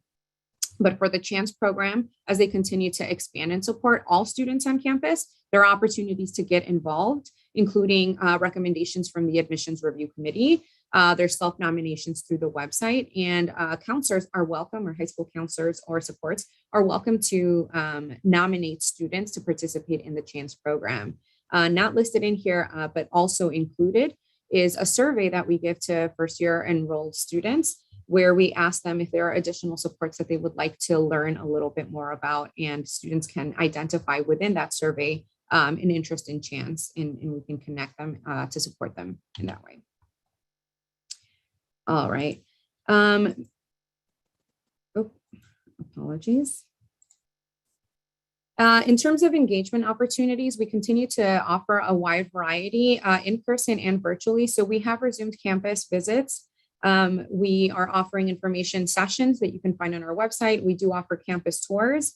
All of this is within the restrictions and requirements necessary through the CDC. We are also offering individual appointments, and we have some preview days, which were formerly our open house dates. You can find all of this through our visit website, and we continue to offer opportunities to engage virtually. So we provide presentations not only for admissions, but specifically for first generation students. Yesterday, I had the pleasure of working with a student from Gary Comer College Prep, who had questions about being a first generation student, and we went through the college search process. I encourage you to talk to your students about joining these presentations or registering for these presentations. They're full of a lot of information about the college search process in general, and we hope to get them connected early on to resources on our campus. We also provide Husky highlights, which feature different programs or campus resources, including housing, including the cultural resource centers, including career service center, as well as alumni panels and student panels. Finally, we also offer the TGI apps, which are the transfer get information Fridays, which are specifically intended to provide guidance for our transfer students through the application process. Our counselors are all offering online appointments as well, and you can find those through our website. Some dates to remember, as I mentioned, we've resumed in-person experiences. So October 11th will be our first preview day. We do have restrictions on capacity because we want to make sure everyone on campus is safe. So we do have a limited capacity for registration. We encourage students to register as soon as possible. We've got a couple of other preview days coming up, and you'll note in here 2 virtual preview days in December and February, which I think around this area makes sense. Those days get a little bit colder. Nobody really wants to walk around. In terms of application deadlines, we're going to hold steady to the December 1st deadline for spring. Summer is May 1st, and then for fall, we have an August 1st deadline. We will continue to produce decisions for admission applications on a rolling basis. And then for scholarships, notable October 1 for FAFSA and the alternative application for students who can submit that as well. December 1 is a priority date for first year merit scholarships. That includes the presidential scholarship, which I referenced earlier. And then March 1st is the priority for transfer merit scholarships. In terms of financial aid and scholarships, again, we continue to be test-free in terms of eligibility. That is based on a 4.0 scale. Scholarships can be renewable for up to 4 years. And I did want to take a second to talk a little bit more about the Husky Pledge program. The Husky Pledge program is funded by Aim High, and it is intended for seniors graduating in spring with a 3.0, again on a 4.0 scale, for students who meet eligibility criteria, which includes a family income at or below $75,000. It is renewable for up to 4 years, and it covers tuition and general fees. I should note that about 39% of our freshmen or our first year incoming class qualified for the Husky Pledge. So something important to share. In terms of COVID-19 updates, we have taken a multi-layered approach. As some of my colleagues have mentioned, we do provide a hybrid opportunity for students to engage in the classroom, though the majority of our classes are in person. We have very strict cleaning protocols, air filtration systems in most of our classroom, and all of our classrooms actually, and have the COVID-19 dashboard where students can monitor. We continue to offer testing here on campus on a regular basis for anyone who would like to participate, and then have signage all across campus to ensure that we are adhering to required protocols and recommendations. Here is my contact information. And I welcome you to reach out to me with any questions or if you'd like more information on anything that I've mentioned today, and contact information for the Office of Undergraduate Admissions as well as the Financial Aid Office.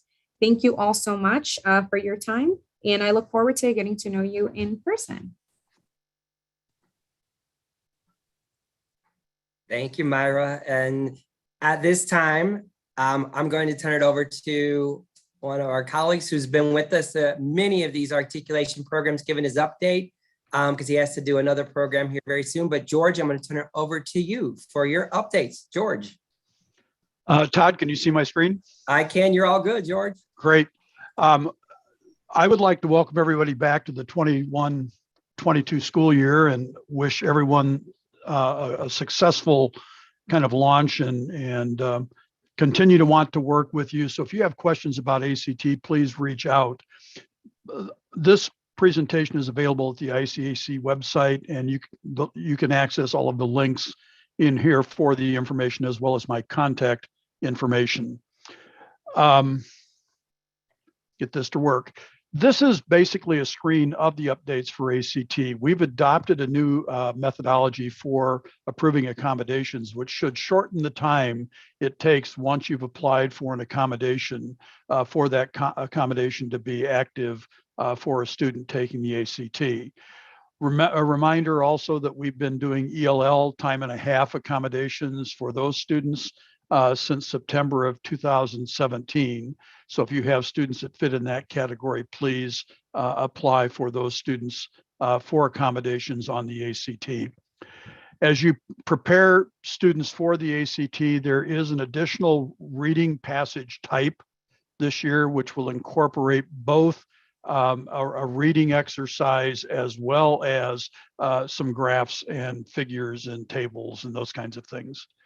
Also new this year is a watch policy that if a student has a wristwatch, they are to take it off at the beginning of testing, place it face up on their desk, and it remains there throughout the test, including during breaks. Students are not allowed to take those with them. I'll talk a little bit very shortly about the online reporting system available to you as school personnel. We will also begin posting pre-ACT scores on that site in addition to the ACT scores. This is just a reminder of the 7 ACT dates and the cost for students that register with accommodations for special testing. Anything that's over time and a half, there are the special test date windows, and you can access that online. We also have a weekday program that reduces the cost per student and is because we don't use fee waivers on the district testing and weekday program, that the fee schedule is based upon the percent of students in your district that are free and reduced lunch eligible. So it reduces the cost for each student taking the ACT.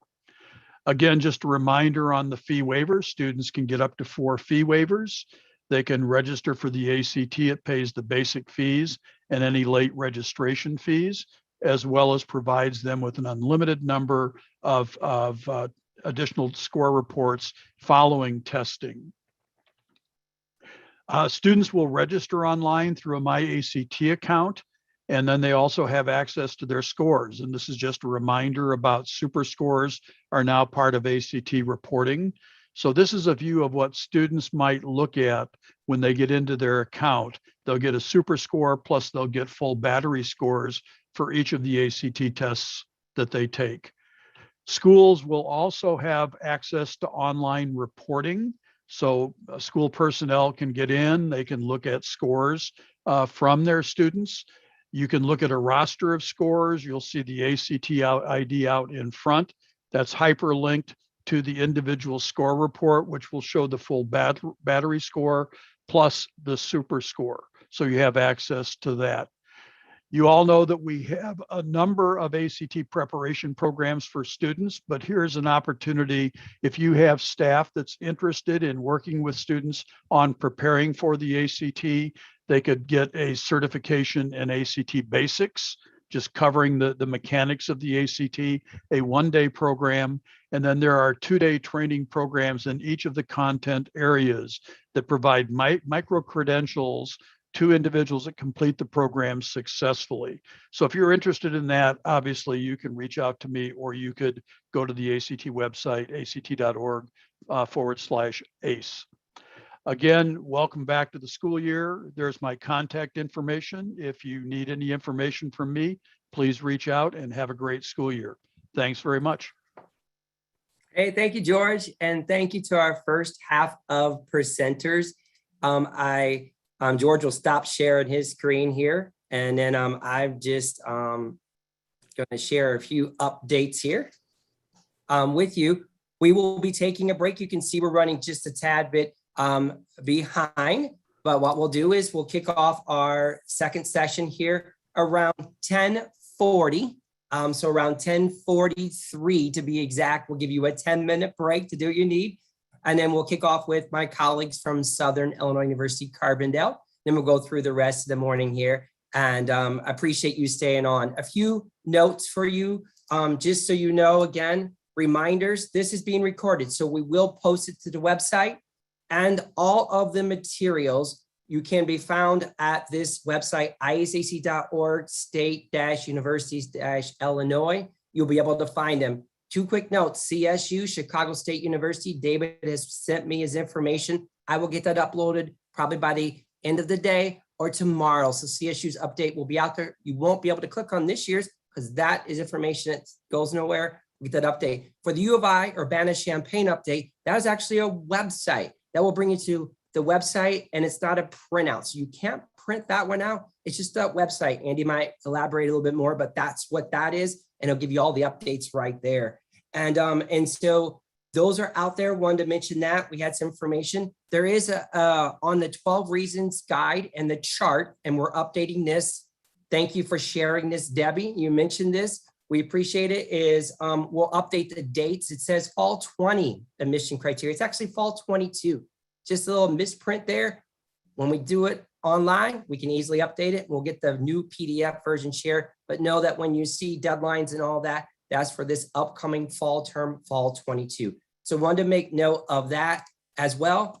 Do know PD credits, whether you're watching on the live stream YouTube or you're on the Zoom, doesn't matter. Just email Lori Anderson at Landers, LANDERS @siue.edu.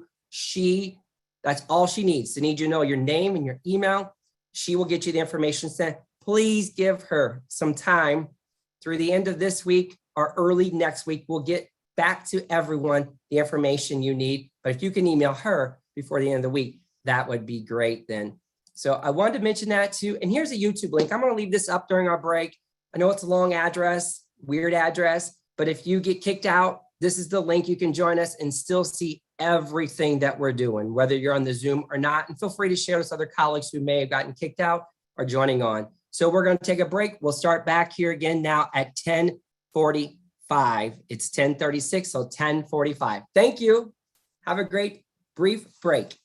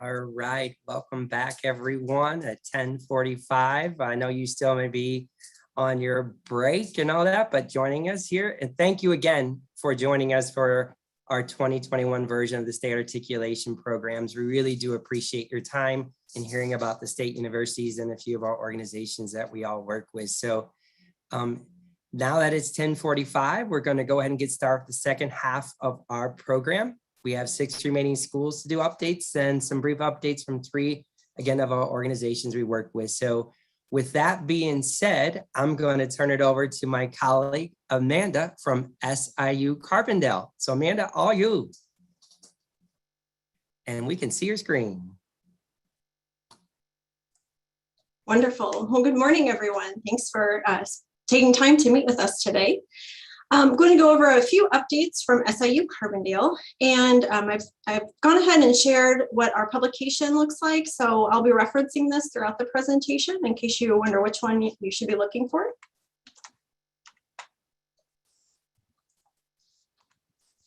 So I want to begin by talking a little bit about our fall 21 enrollment. Our total enrollment stands at 11,266. And we are really pleased to announce that we saw a 4.3 increase in our new incoming freshman class. And we saw a 3.4 increase in our new incoming transfer class, something that we were really excited to see for this upcoming year. In addition to this, we overhauled our scholarship program for our new incoming freshmen this past year, and we were really excited to see that 1,086 new students were able to get some merit-based scholarships for fall of 21. So we were able to spread out those scholarship dollars much more than we were able to do in the past, and we were really excited to see much more students be able to take advantage of those opportunities. Our new freshman admission criteria remains the same. We're looking for students to have at least a 2.75 cumulative high school GPA, or be in the top 10% of their high school class, or have a 23 ACT or an 1130 SAT. And that's if the student chooses to send that test score. Again, just as many other universities have explained as well, we are also test optional. So students are not required to submit that ACT or SAT, but if they choose to, that is one of our automatic admission criteria. In addition to that, we do ask that the student meets those high school course pattern requirements, and I've outlined all of those on page 2 of the handout today, so please go ahead and review those as well. Students would need to meet the high school course pattern requirements in addition to one of those automatic admission criteria. We do have a list of selective admissions programs as well. These are programs that require just a little bit more above and beyond the basic admission criteria. So students who are interested in those programs should really think about getting their application in early and expect that there could be a secondary application process, or there could be some additional screening requirements to actually get into that program. And I've listed all of those selected admissions programs on your handout as well. It should be on page 2. In addition to that, students who don't automatically meet the standard admission criteria, we do a holistic review. So we're looking a little bit more in depth into the high school transcript and any additional supporting documents that the student submitted as well. And so this would be a review for possible admission into our Saluki Success Initiative, or maybe even admission into their program of choice. We were really excited to bring back the Dr. Seymour Bryson Future Scholars Program this past summer. And this is a program for our Saluki Success Initiative students. Basically, it allows them to get a little bit more mentorship and support along the way. And it starts in the summer. And this last summer, we were able to offer students an opportunity to take 8 credits. And we had 28 students that participated in the program. And this year we were able to get it fully funded as well. So it's a great opportunity for students to get a little bit of additional support along the way and get a jump start on their college career in the summer before they actually start the full fall semester with us. I do want to make sure that I highlight for you our competitive admission scholarships, our competitive freshman admission scholarships. The deadline has changed just a little bit for this upcoming year. So I wanted to make sure that I highlight this because it is just a bit earlier than what we have seen in the past. So we ask that students complete their application by October 1st. submit all of the necessary credentials to be reviewed and receive an admission decision by October 31st, and then complete that scholarship application by November 1st. And we bumped things up just a little bit because we know students are anxious for those decisions, and we wanted to make sure that we were able to get everything reviewed and be able to get those decisions and those competitive award offers out to students sooner rather than later so that they could make their final decision on where they're attending. In addition to that, we have a variety of additional merit-based scholarships for our new incoming freshmen. Just a reminder that all of our scholarships, as well as admission, are not requiring ACT or SAT, so students do not have to submit those test scores to be considered for any of the competitive or merit-based scholarships for us for new freshmen. And your handout does have a chart that kind of indicates all of those criteria and then the different benchmarks for the different award amounts along the way. Our transfer admission criteria remains the same as well. We're looking for at least 26 transferable semester hours with a cumulative GPA of a 2.0 and a 4.0 scale. And we look for the student to be eligible to continue enrollment at the last institution that they've attended.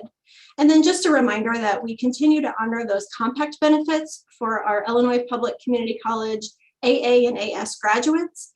When students get their AA or the AS, they transfer to us with junior class standing, with their university core curriculum considered complete for general graduation purposes, and automatic admission to the university. But just to note that that is admission to the university, and these admission requirements are just admission to the university. The same thing with the selective admissions programs applies to transfer students. So again, reference those selective admissions programs for those more competitive programs that students really need to make sure that they're getting in an application early and that they're aware of any additional steps that that program might have for them. I always like to highlight a couple of transfer tools and programs that are really unique to SIU Carbondale. We have the capstone option, which is a program for students who have a more technical background, an AAS, an AES, or maybe a technical certificate. And it allows a student to be able to come to SIU and complete their bachelor's degree with just a limited number of university core curriculum classes. So it enables the student to get to that bachelor's degree just a little bit faster because there are a reduced number of those general education requirements. In addition to that, we have the Saluki Transfer Pathways program for students who plan to attend a community college first and then transfer to SIU for a specific major. We'll help the students select their courses the entire time they're at their community college to make sure that they are staying on track for their intended SIU major. And we do have the Saluki Transfer Estimator portal now as well, where students can go online and they can plug in their courses and they can get unofficial transfer credit evaluations and unofficial degree audits. And then we have a brand new program that's going to be coming really soon. We'll have some details available for all of you really soon online. It's called Saluki Step Ahead.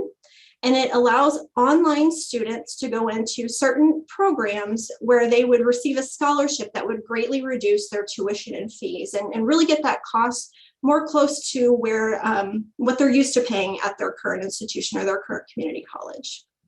Again, all of these details are outlined at transfer.siu.edu.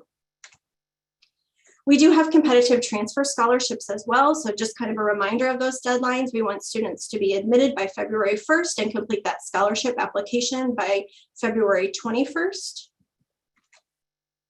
And then we do have some merit-based scholarships for our transfer students as well. We're looking for at least 30 transferable semester hours with at least a 3.5 cumulative GPA. And in addition to the Dean's Transfer Scholarship Award, we do have a Phi Theta Kappa Scholarship Award, which is a one-time award for our Phi Theta Kappa students. We continue to offer the Saluki Commitment, which is funded by the Aim High initiative. And it would cover the remaining mandatory tuition and fees for 4 years for freshmen. We've got some of the criteria listed out here. All of the criteria is on page 4 of your handout today, or it is online on our financial aid website. And in addition to this, we also offer the Saluki Transfer Commitment. So same sort of commitment for 2 years for our transfer students. And again, we have just a few of the criteria listed here, but I've got the full criteria listed out on our financial aid website for students who would qualify for that Saluki Transfer Commitment Award. We are offering campus visits in a face-to-face format, and our open houses are planned in a face-to-face format as well. Page 1 of your handout today does have all of our upcoming dates for visits for our open houses, and students can go ahead and register for those online whenever they're ready at visit.siu.edu. And in addition to our open house programs, we also offer individualized visits Monday through Friday, and then some select Saturdays as well. So for students who maybe want a more individualized campus visit experience, those opportunities are still there. And we are still offering virtual opportunities as well for students who can't quite make it to campus. We're also offering a free application until October 31st. So please encourage your students to apply now. Now's a great time to save $40 on that application fee. We'll continue to offer it through Halloween. So we encourage any student who might be thinking about SIU to go ahead and submit that application so we can get that decision back to them very quickly and let them know about everything that we offer here at SIU Carbondale. Thank you so much for your time today. It's a pleasure speaking with all of you. If you have any questions, concerns, anything, I'm always happy to talk to you. My direct contact information is listed here. And I will go ahead and turn things over to my colleague Todd at SIU Edwardsville. Thank you, Amanda. Appreciate it. And hello again, everyone. Now, as the Director of Undergraduate Admissions at Southern Illinois University, Edwardsville, I'm going to do our updates here for SIUE. Again, thank you for your time and appreciate you joining us today. A little bit about our updates here at SIUE. A little bit quick there. Give you an idea about our fall enrollment. This year we welcome 1,992 first-year students and then 1,022 transfer students we welcome on campus. So a little bit right around that, a little bit more than 3,000 or so students here, first-year students and transfer students to our campus. You can see some other quick stats there, around 13,000 total students on the SIUE campus. Again, been maintaining that for the past many years here as well. Now our programs you can see listed here, and these can all be found online at our siue.edu/academics. But these are our programs that we have to offer 7 schools and colleges. And we do offer a direct entry option for these programs. So those that are asterisked on your screen that you can see there in the School of Business, Education, Health, and Human Behavior, Engineering, Nursing, and then a conditional entry program in our School of Pharmacy. What happens here is students will be notified of their direct entry consideration, and we'll send that information to them a couple of weeks after they're admitted if they meet the qualifications. And for to meet the qualifications and the direct entry qualifications, they can find those at siue.edu/direct. And that will give them all the details there in regards to our direct entry programs. Very popular. And in particular, one of our biggest ones, a nursing program, we encourage students to apply as early as they can, in particular by the deadlines that we mentioned to those students there. Now, test optional for fall 22. We're not requiring a test score for admission. You can see automatic consideration, 2.6 high school GPA. That's on the 4.0 scale. We do get benefit with weighted GPA as well if a student has that weighted GPA. Now, if a student has that 2.0 to 2.59, but also they may have an SAT or an ACT score that you're able to take, you can see that requirements there are 990 or 19. We encourage to send them in because it can also help them with that automatic admission. Now, if students don't meet that requirement, the committee review, as you can see, if a 2.0 to 2.59, we'll be doing that committee review for fall 22. That will commence in February of 2022. They just need to get their information in this fall, meet and apply by those deadlines. We do require a personal statement and the 7th semester transcript before that committee will review the file, but we'll be doing that again, commencing it in February of 2022. Now, the first year application materials are needed, very basic. We are, as you've heard the theme, part of the Common App. All of us are part of that. So the student can do the Common App or they can do our own application, whatever is easiest for them. There is a $40 application fee. Like you've heard some of my colleagues who are waiving the fee completely or by certain timeframes. We are having what we call our Cougar application weeks, and those are October 4th through 17th. So we'll be waiving the fee during those 2 weeks. The reason we come up with those weeks this past year and now again this year is we know that in the past we used to do on-site admissions to various high schools, and we're limited again this year.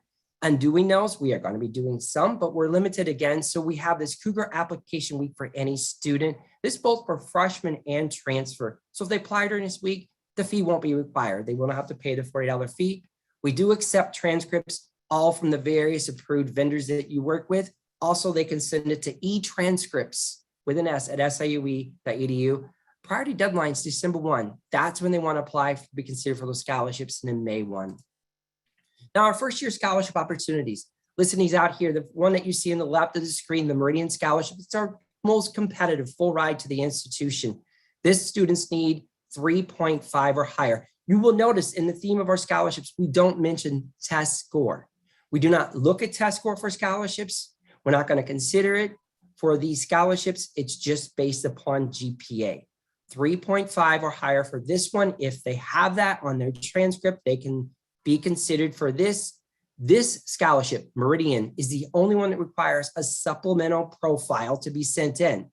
siue.edu/Meridian, MERIDIAN, will give them access to that profile. They need to do an essay, choose one of the 3 topics, and a resume, their brag sheet. They need to send it in. So I always tell students, do those 2 documents first because they're going to upload them and then complete the very brief form. And then that will get them considered for the Meridian Scholarship. Last year, we had 1198. We say 1,200 students who applied for this and were considered. We interviewed 210 virtually. We will have a virtual day again this spring for this program, and we will select 20. That's a competitive scholarship at SIUE. The Janetta Haley, this scholarship is primarily based upon ethnicity for students applying to SIUE through the Haley Scholars Program. They can be considered for that up to $8,000 over the 4 years, typically $2,000 a year.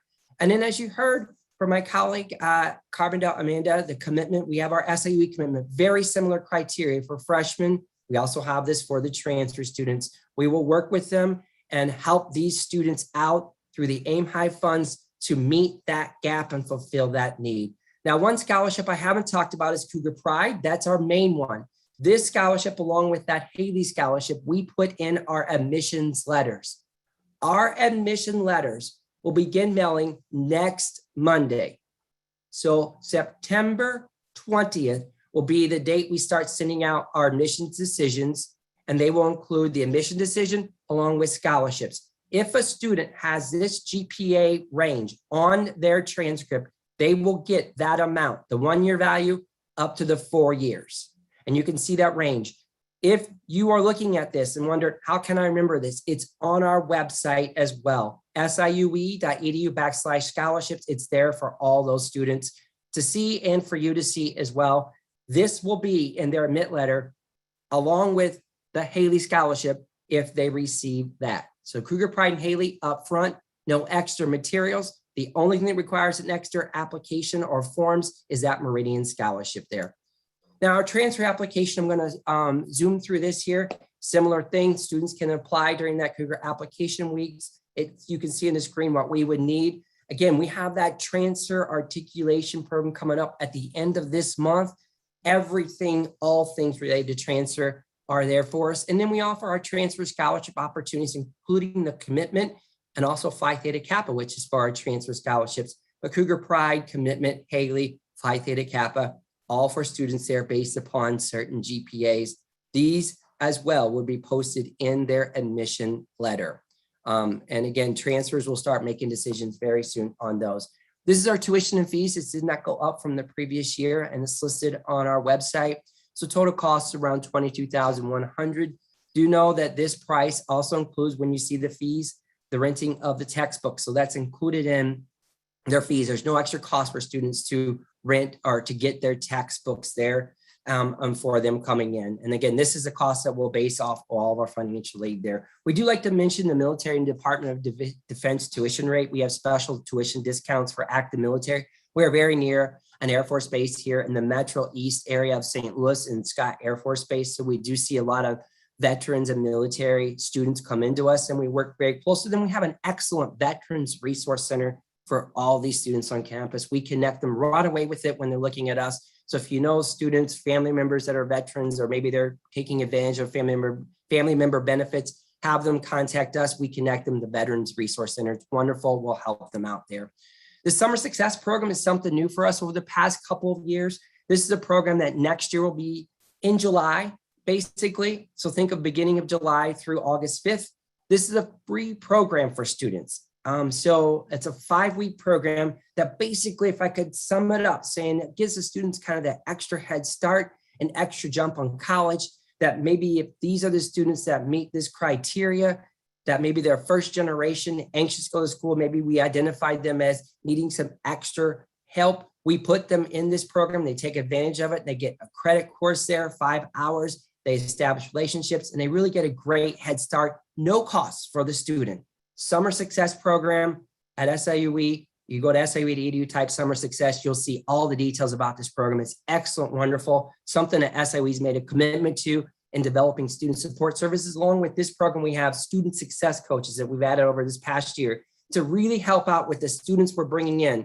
We know of that concern of bringing them in with not utilizing a test score, but we want to make sure we don't just bring them in and then forget about them. We want to see them succeed, retain. So summer success, student success coaches, we really are very passionate about making sure support services are in place to assist these students, not with just these 2 things I mentioned, but with many other units on campus, including Access, which is formerly known as Disability Support Service. They do a wonderful job of working with our students here too. Our recruitment efforts, we're going to be joining you as best as we can at in-person programs and all of that.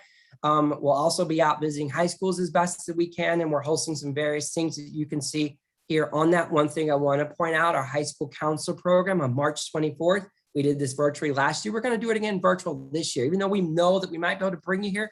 But it's a program where you can join us for a half day, days, updates on campus. You don't have to leave, but we'll send you some fun stuff to you. March 24th, more details about that we'll send out to you as well.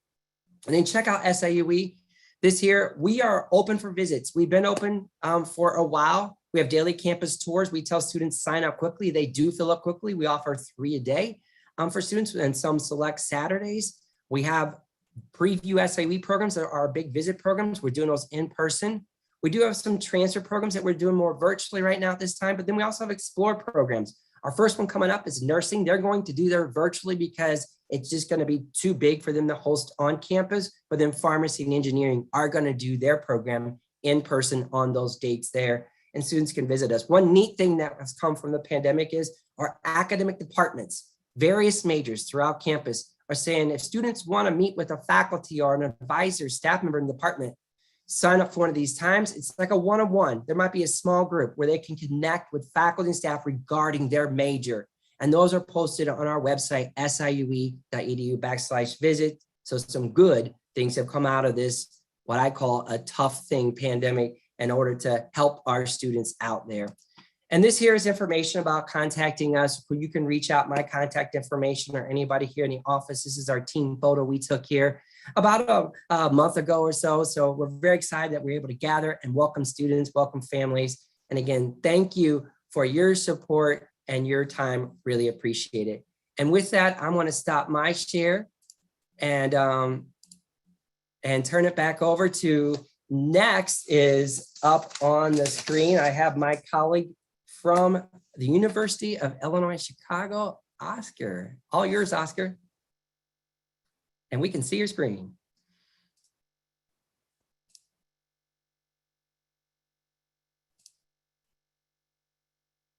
We just can't hear you, Oscar.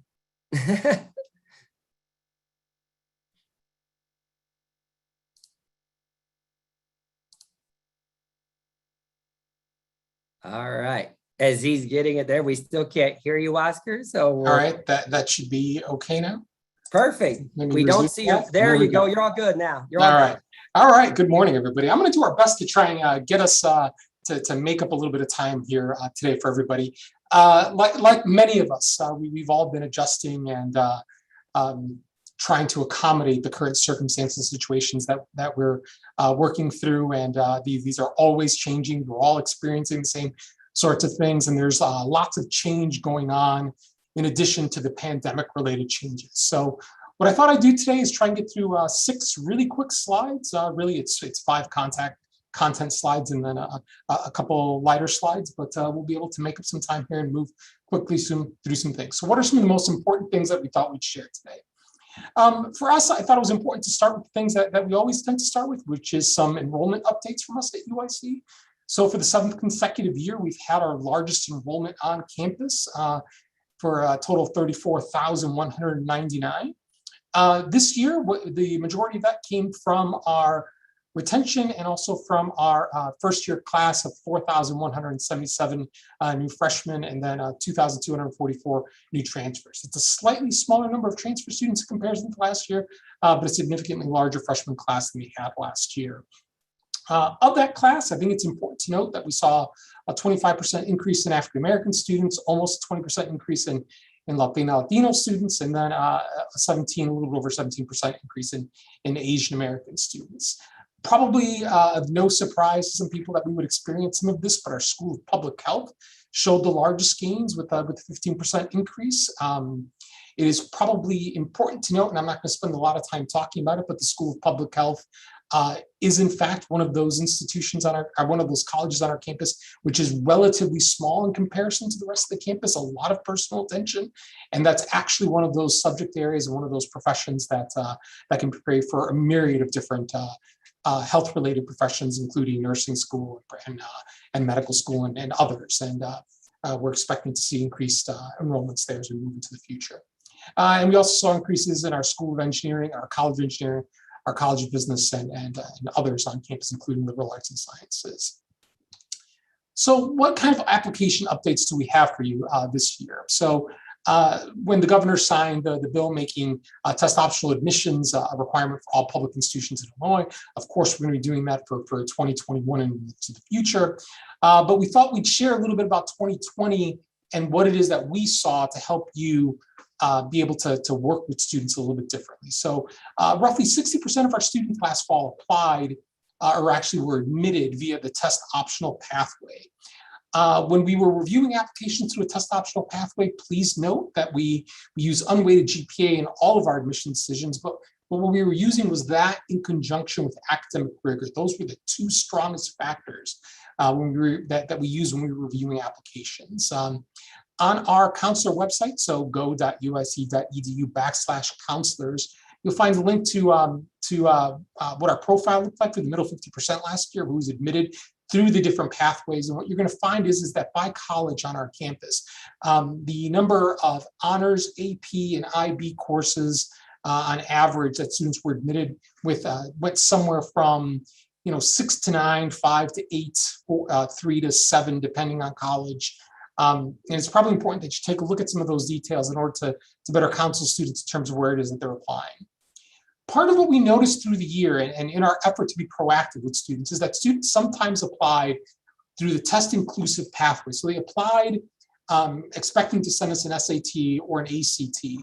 And we realized as we were taking the initial look through the application that the students were in fact admissible through the test optional pathway. So we went ahead and we reached out to students. We told them that they were admissible. We asked them if they wanted to switch to test optional in order to try and relieve students of whatever stress they might feel over obtaining an admission decision. And I expect that we'll be doing that this year as we move into this late fall and into spring, and as we start releasing decisions here at the end of the month here.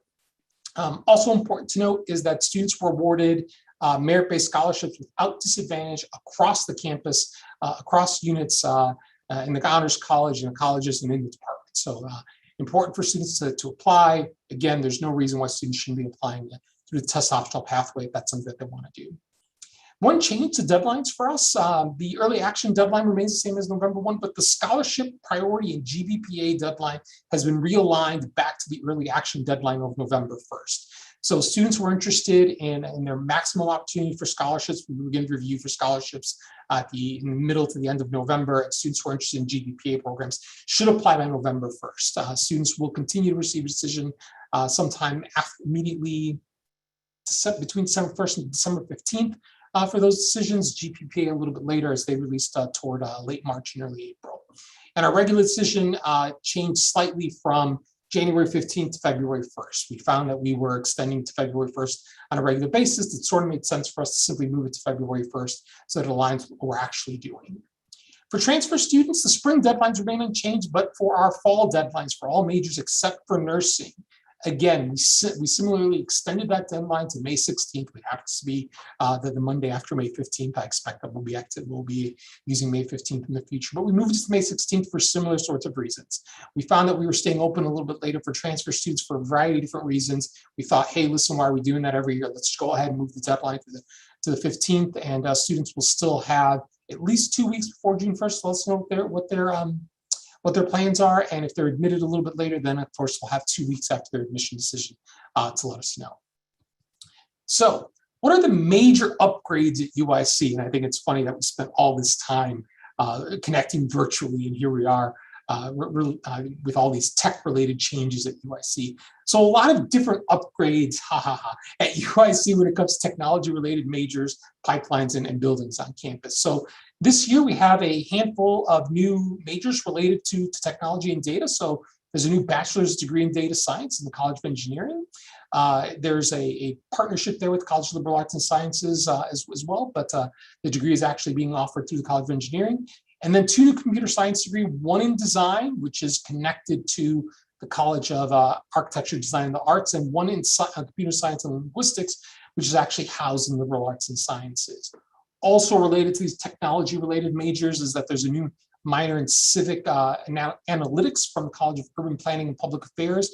Again, urban planning and public affairs has a strong tool set that are data-related that students oftentimes miss. So the intention there is to make sure that we can promote that those tools exist that help students actually find careers in civic engagement, in cities, in towns, in urban development. It's really important for us to promote our Breakthrough Tech Chicago collaboration. Breakthrough Tech is something that we're the first expansion of that organization across the country. What it is in fact trying to do is trying to minimize the gender gap that tends to exist in technology-related majors. So this is about trying to get young women and young women of color in specific, trying to move through these barriers that exist both structurally in terms of career mentorship, in terms of degree completion, and into professions. So it's micro internships, it's extra supports, it's cohort-based programming on campus. It's a number of different things. And as students are applying, young women will receive information about being involved in in this program as they're moving through degree programs here at UIC. It's important to note that it's breakthrough tech, not breakthrough engineering, not breakthrough computer science. It's a broad set of technology-related majors on campus. So as students apply, if they happen to be women, they're certainly going to get those kinds of that kind of information in order to get involved with those programs. And then finally, even though we've been operating virtually, the campus has been upgrading its facilities. So our engineering innovation building opened last year, and we're breaking ground on the computer science facility to expand the number of seats and capacity that we have available for research and teaching in computer science going into the future. So a few more academic updates that are not quite related to technology, although it appeared that was the majority of things we were doing this year. There's a new BS in pharmaceutical sciences at UIC offered through our College of Pharmacy. Again, it should be pretty obvious that what that degree is intended to do is try and prepare students to align what they're doing at the undergraduate level for pharmacy and pharmacy-related majors into the future. So it's an intentional move to try and align students' undergraduate experience a little bit more purposefully with what they might choose to do professionally in pharmacy. A few new minors in food science, real estate, education, nonprofit management, and a few new concentrations in a couple different majors that I would encourage you to go to the UIC catalog and take a peek at if you're actually interested in what those concentrations actually are. For UIC, for us, we'd encourage you to encourage students to engage with us at discover.uic.edu.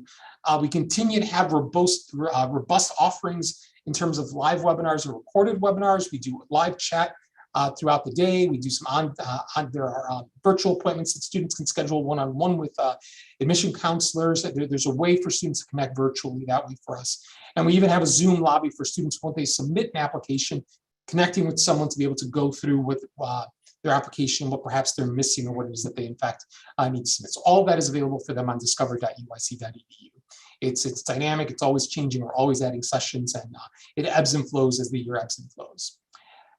Obviously, as all of us are managing the pandemic, where we're trying to figure out what the right balance is of reaching out to students, in-person engagement, on-campus engagement.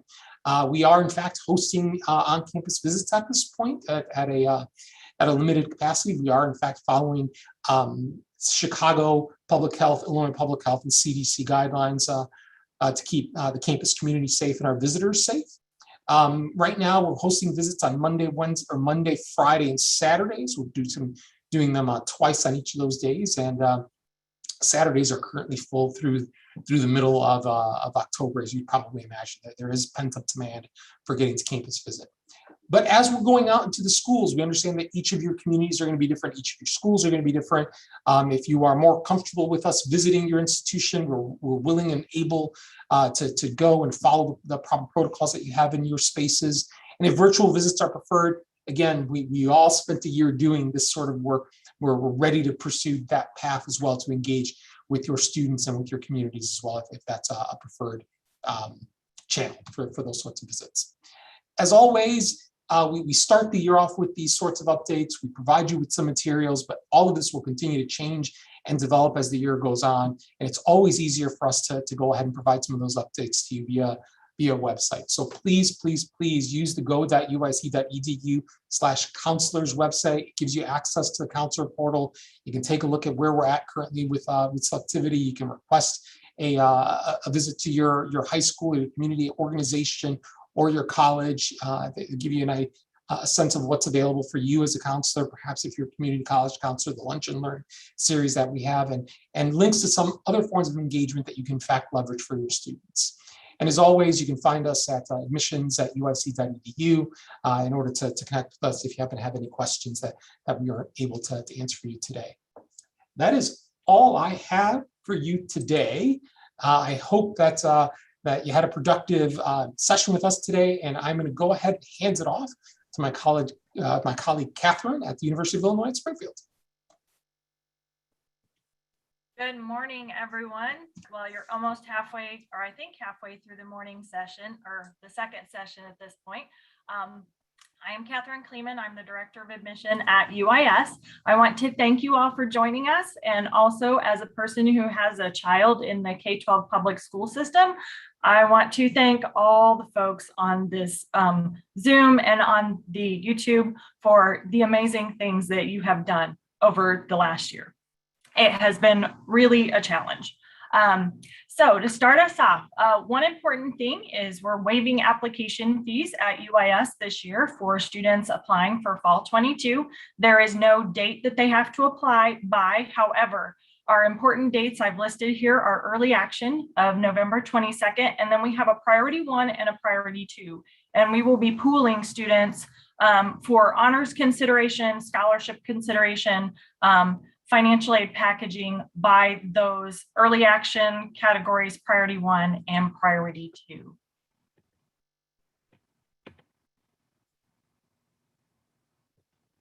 There we go. For our admission requirements and our review practices, we are test optional, as most of our fellow publics are. This does include our honors program and our scholarships. Our scholarship grid is available on our website, so students can see that. A reminder, we moved to an unweighted GPA calculation last year. For some updated information, I'm going to just read it off to you. It's not in our handout. The handout has last year's, but I figured you would want this year's since it's kind of hot off the press. Our average GPA for an unweighted 4-point scale was a 3.36. We did anticipate that there would be a change in what our average GPA was. 81% of our admits for our first year class were a 3.0 or above, and 40% of those were a 3.5 or above. The average unweighted GPA for our honors admits was a 3.7. So that can help you when you're guiding your students about if they would be competitive in our honors program, if they'll get consideration for honors program. And then of course the grid is on the website. And if they will meet that unweighted GPA, then they will be awarded that scholarship. We also do put our scholarship information in our admission letter, and admission letters will start to go out next week as we review students. We are moving back to requiring a personal statement with our application for admission, and we have moved to the Common App. So if students do the Common App prompt, they will fulfill that personal statement requirement. We have mimicked that same prompt on our institutional application. So students can apply through Common App or our institutional application. They can, on our institutional application, they can submit the personal statement at the time of application, or if they don't have it ready, it will become a checklist item and they can submit that later. A few academic updates. So for first time, first year, we are opening up our online programs in our College of Business and Management and our College of Public Affairs and Administration. We talk a little bit about this on the last page of our handout. So those are programs like our Public Administration, Political Science, in Business, Business Administration, MIS. We had before required them to have 30 hours to be an actual transfer student, but now they have removed those requirements. There are a number of curricular changes. We're adding a number of programs, mostly at the master's level here at UIS, but they are doing some reorganizations of our programs and aligning of curricula. So as those updates become available and they're applicable to our undergraduates, we will be sure to share those with you. Visits to schools. We are so excited to get out on the road this year. We're happy to visit your school. We're happy to visit virtually if that is what your protocol requires at this time. Our protocol, however, does require that if we're coming to your school, we must be in a space where everyone will be masked. So we can't be sitting in the lunchroom with all of the students who are eating at this time. We would appreciate, your help with that. If you need to sit us right outside in a hallway, if you can put us in a different space, that would be wonderful. But, we want to make sure that we don't walk around to different high schools taking any germs with us as we go to visit all the places we'd like to get to this fall. As far as visiting UIS, we do have our open house dates on our handout. Those are subject to the moving kind of COVID requirements here on campus. At this time, we're planning for an on-campus program. However, we are prepared to switch to a virtual program if we need to do so. We are offering our daily information sessions and tours.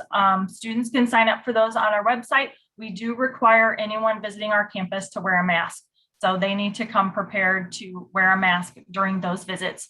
They are not being, we are not touring our resident facilities at this time. So they can consume those virtual tours at their leisure if they would like to see one of the residential facilities on our campus. We are also offering our virtual one-on-one appointments with admissions counselors. We have a virtual tour that students can do, as well as we're doing our Webinar Wednesday series. So we have a number of different webinars ranging on academic programs, admissions, financial aid, different living learning communities, everything here at UIS. Actually, next Wednesday, there's one about our honors program. So students can sign up for that and access it via our website. A couple reminders as I'm getting close to done here. You can check on your students' applications at slate.org. You can also submit materials on their behalf at slate.org. Students who are DACA and undocumented can apply online, as well as we will accept all of the electronic transcripts from vendors that most of our publics do. A reminder to your students, our application is self-managed. So they will create a credential if they do our institutional application, or we will send them a link to establish their credential if they do the common application. So they should plan to check on that checklist and that status page often, and they can submit any required items, sign up for orientation when it's time through that status page. We will also post links for signing up for housing, anything that is of import to our new students. And then finally, my contact information is here for you. It is also on the back of our handout, our staff listing. I would like to point out that we've had Rebecca Johnson join us this year as an Associate Director of Admission. She comes to us from Illinois College and then formerly University of Florida system. So lots of years of experience. And then for those of you who have worked with Aaron Betcher from our office, he was promoted to Associate Director of Admission, a well-deserved promotion this year. So if you see him out on the road, give him a congratulations. And as always, feel free to email, call, anything that you would need, we would be happy to help with. And with that, I'm going to turn it over to my colleague from the University of Illinois at Urbana-Champaign, Dr. Andy Borst. Thank you. Thanks, Catherine. Share my screen here. All right, good morning, everyone. It's good to see a lot of familiar faces on the list of participants. I'll go ahead and jump into it.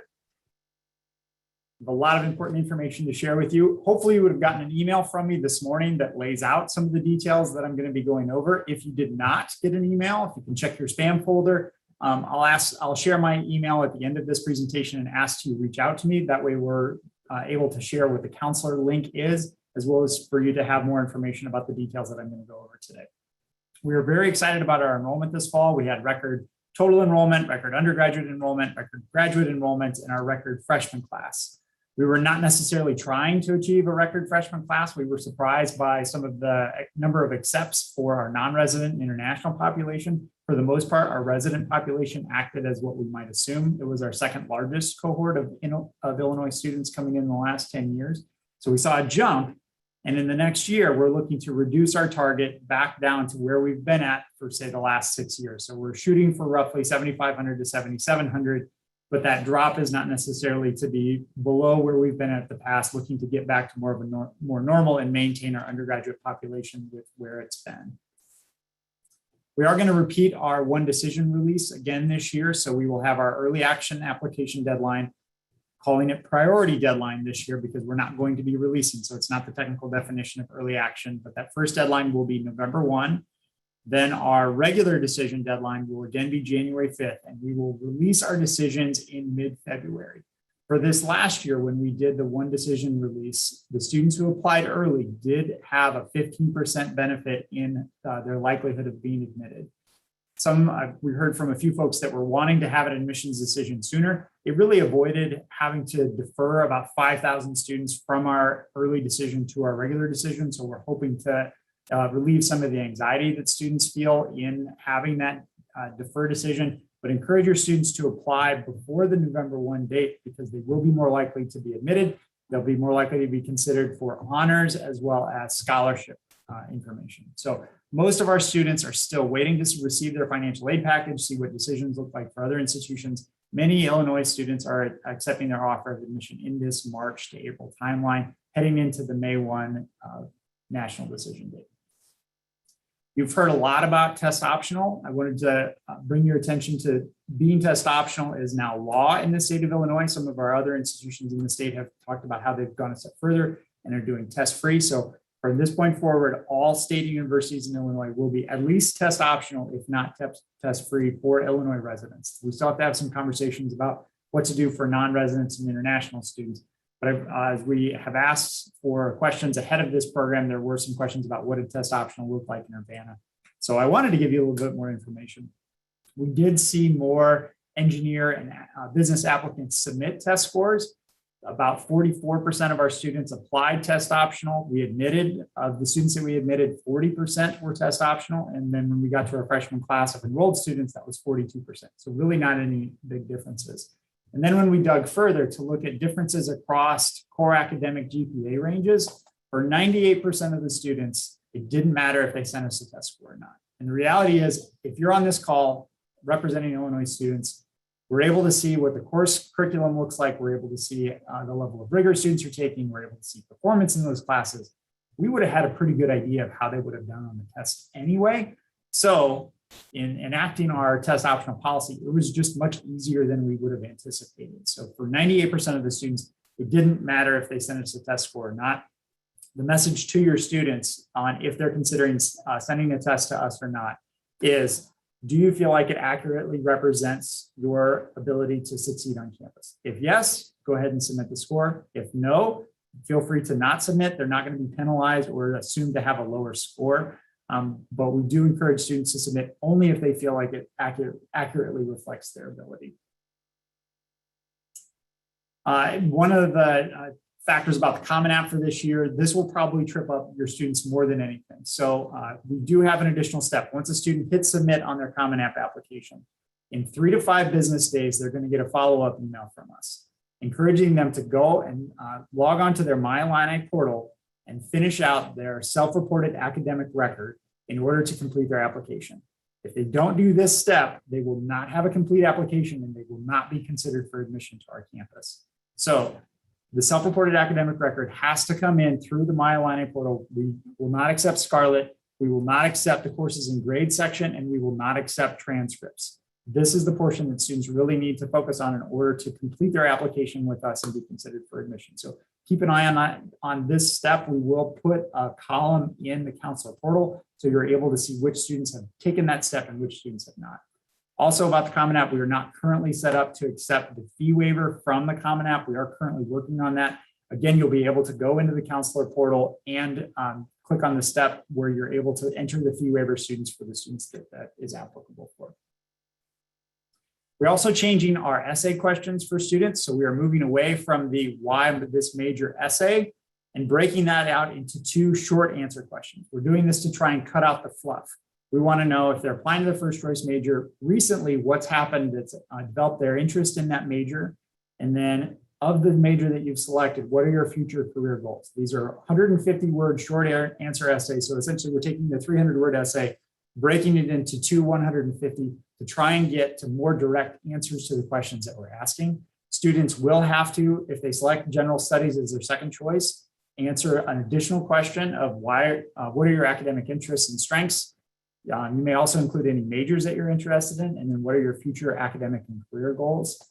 Again, we're adding, if they are applying general studies, if I had any sort of ways to get into Illinois, it would be to encourage your Illinois residents to apply to 2 majors, because we'll consider them for their first choice, independently consider them for their second choice, and then consider them for all avenues of admission.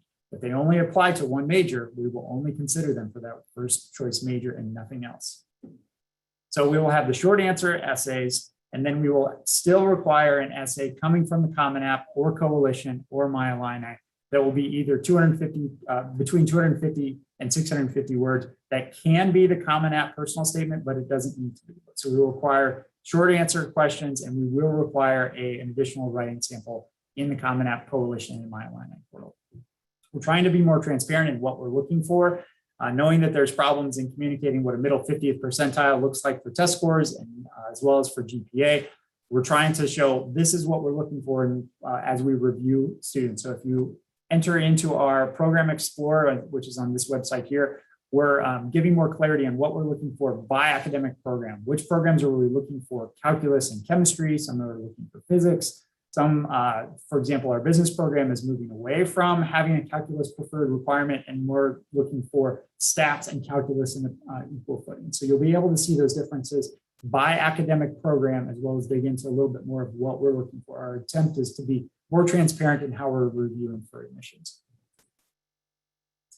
Some big academic changes that are coming, which I put in the email this morning. So we will no longer admit students into the pre-engineering program or prep for this cycle.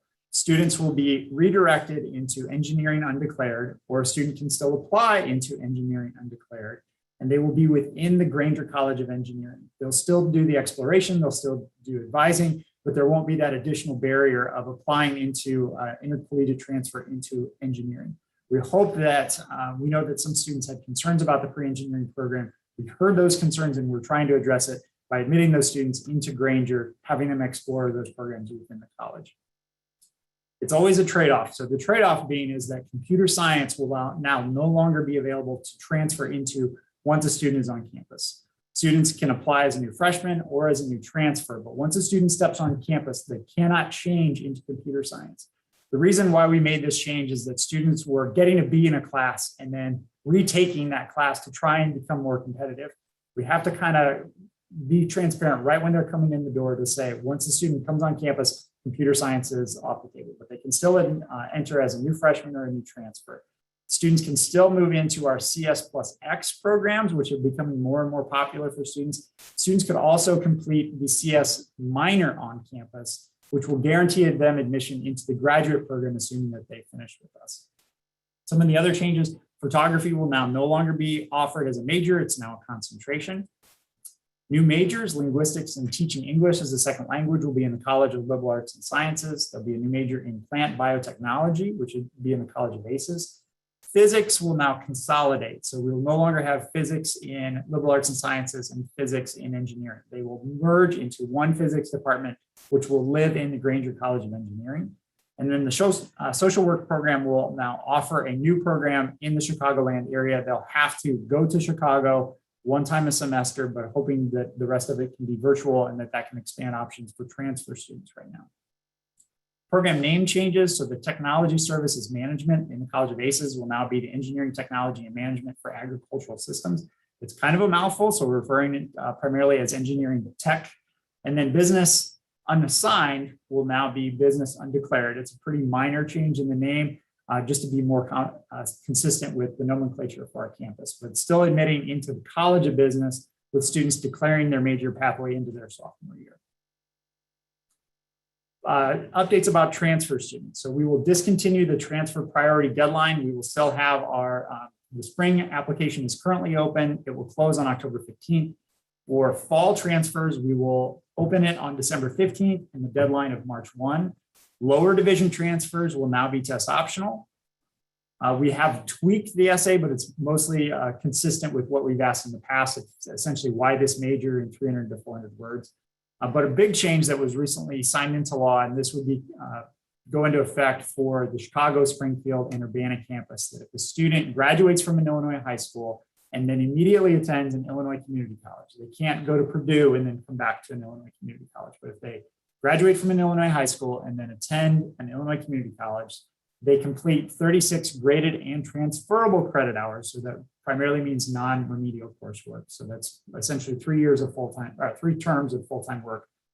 And then they achieve a minimum of a 3.0 in that transferable work and satisfy the university's English language proficiency requirement. They will be guaranteed admission to the university, not necessarily to an individual program, but they can be redirected so that they're guaranteed admission to the university. We hope that this creates a pathway for students who are interested in going to the community college and find their way to Chicago, Springfield, or the Urbana campus, but we won't redirect across campuses. If a student applies to Urbana, we will consider them for admission to the campus. We won't redirect them to a different campus. I want to reiterate our Illinois Commitment Program. Similar other institutions have created similar programs. Almost all of our financial aid, so 90% of the aid that we're giving out to students is going to our need-based funds. We do have small merit scholarships that are going to students that is still intended to improve our diversity and equity initiatives, as well as donor-directed scholarships, where we're spending over $110 million primarily directed toward need-based aid. The Illinois Commitment Program is directed for family incomes of $67,100 or below, as well as $50,000 or less in family assets. And for this last year, we had about 1 in 3 residents that qualified for our Illinois Commitment Program. So we are encouraged to see more and more students that are represented throughout the state that are eligible to have their tuition and fees covered. We have recently restarted on-campus visits. We were one of the last Big Ten institutions to restart campus visits, but we have restarted those programs. We're seeing the pent-up demand kind of hit us right now, so we've had to be pretty restrictive in the numbers of programs that we're offering. So we cap our offerings to 200 students. Families do have to register with us beforehand. They can't just show up. They need to, they're encouraged to vaccine, but not required. They do have to wear a mask the entire time they're on campus, whether they're inside or outside in tour groups. We are limiting so that we have the guests, the student and 2 guests. So there's 3 people total. We try to accommodate where we can, but for the most part, we try to restrict it to just 3 total guests. And then we are showing academic buildings as well as residence hall buildings for the students who do come to campus. But they need to show the reservation of, I've signed up ahead of time. They can't just pop in on us. We need to have that ahead of time in order to be able to participate in the tour. Lastly, thank you for working with us this last year. Again, here is my direct contact information. I hope that you will reach out to me either by email or by phone. I know that we got some of the questions that came through ahead of time in the registration program, but I wanted to be available to you to answer those questions that you may be getting asked. So here's my direct email, here's my direct phone number. I hope that you'll reach out to me. All right, that is it for our campus. I will stop sharing and turn it over to Doug Freed, who's the Director of Admissions at Western Illinois University. Thank you. Thank you, Andy. I appreciate that. I'm going to get my screen set up to share here. Hopefully doing this correctly. I think we're good. Doug, we look good. We can see your full presentation, so just not in presentation mode. Yep. And there you go. You're good. Okay. There I am. Okay. Sounds good. Thank you very much. So I am Doug Freet. I'm the Director of Undergraduate Admissions and Enrollment Services here at Western Illinois University. It's great to be able to speak with you today. Again, like everybody else said, wish it was in person, but we are where we are in the world these days. And if David was the leadoff hitter, I'm not sure what that makes me at number 12 in the order, but I guess I could say saving the best for last among the public universities, but I don't want to disparage any of my colleagues. Thank you for staying with us through these presentations. We appreciate all of your support during the past year and a half through the pandemic and COVID. And as we continue moving forward, we want to continue that support and we want to continue to do everything we can as we look forward. And as our mascot Ray here shows, we are future focused at Western Illinois. We're looking forward to some great future here as we move on. Come on. All right. What's wrong with my presentation? Screen sharing, we're not moving forward. Always a Zoom challenge, isn't it, Doug? Yeah, exactly. And you know, I tested this a half dozen times and it worked every single time, of course. Why are we not moving forward? Well, just have to talk through it. So I guess I'll talk about some of the highlights of Western Illinois University. Maybe there's some, I'm sorry, I really do need to move forward to get these screens. Just one second. No problem at all. And thank you again for all for joining us while Doug gets that settled. And there you go, Doug. I do see it. Yep, there we go. Okay. Wonderful. So as you can see, we've certainly had an increase in dual enrollment students this fall, a nice increase there. We really want to help and serve our high school students. We have a new esports facility that's opening on our Macomb campus. This is a very good complement to our existing wonderful facility on our Quad Cities campus. We know that esports is of big interest to a lot of students, and we're glad to be able to have that facility coming online here very shortly.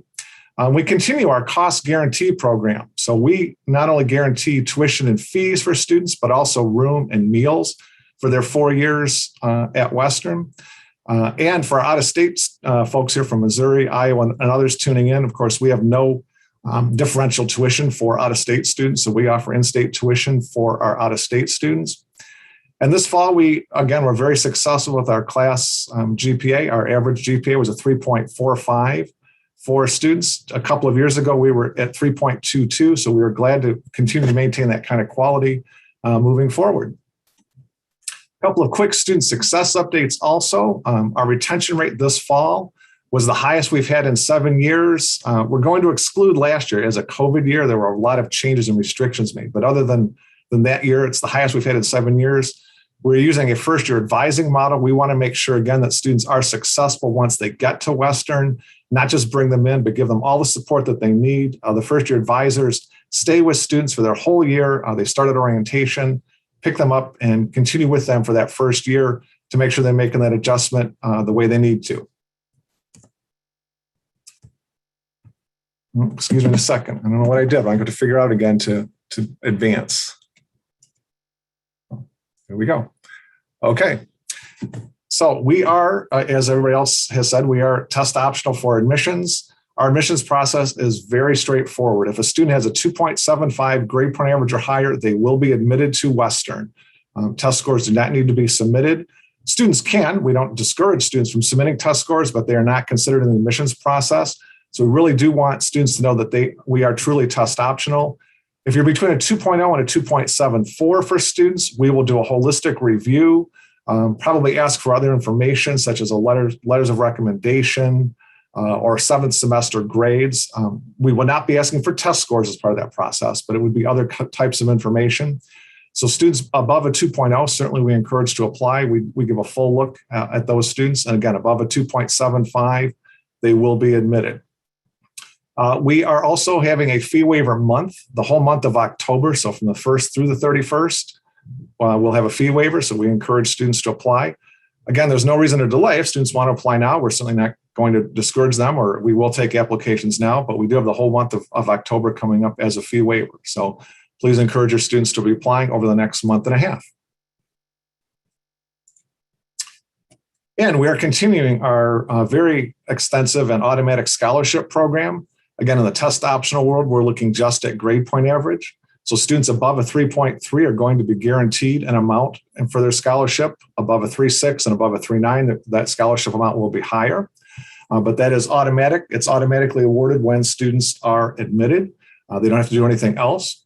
Again, in recognition that a lot of students don't have test scores to support scholarship type programs, we have a scholarship petition program. This year, anybody above a 3.0 can submit some additional information. Again, not test scores, but other types of information. And they will be able to be considered for a higher level scholarship, or if they're between a 3.0 and a 3.29 to get up to that first level of scholarship. Students are not automatically notified once they are admitted. They can't do the petition until they're admitted, but it will be in their portal for their next steps. And one of the things that they can do is submit that information to potentially either move up or to get that first award for the scholarship program. So we certainly do, again, we award this, there's no limits on these scholarships. Every student who qualifies is awarded these amounts. We also have a lot of other scholarships based on area, based on location, based on alumni affiliation, visiting campus. We give an automatic $1,000 scholarship for students who visit campus. So we really do want to encourage students with the scholarship program that we have to come and visit campus. And I'm going to go on to the next slide. And we are open for visits, and we want people to visit campus. We have our Discover Washburn open houses back. The dates are listed there on the screen, also in the Quad Cities. We also want to encourage students to visit one-on-one with our admissions counselors. They can make an appointment, meet with them virtually, and talk over everything they need to know with an admissions counselor, or come to one of our major events. All those events, we also have, I should say, also have Saturday opportunities and Wednesday evening opportunities. All those are listed at wru.edu/visit.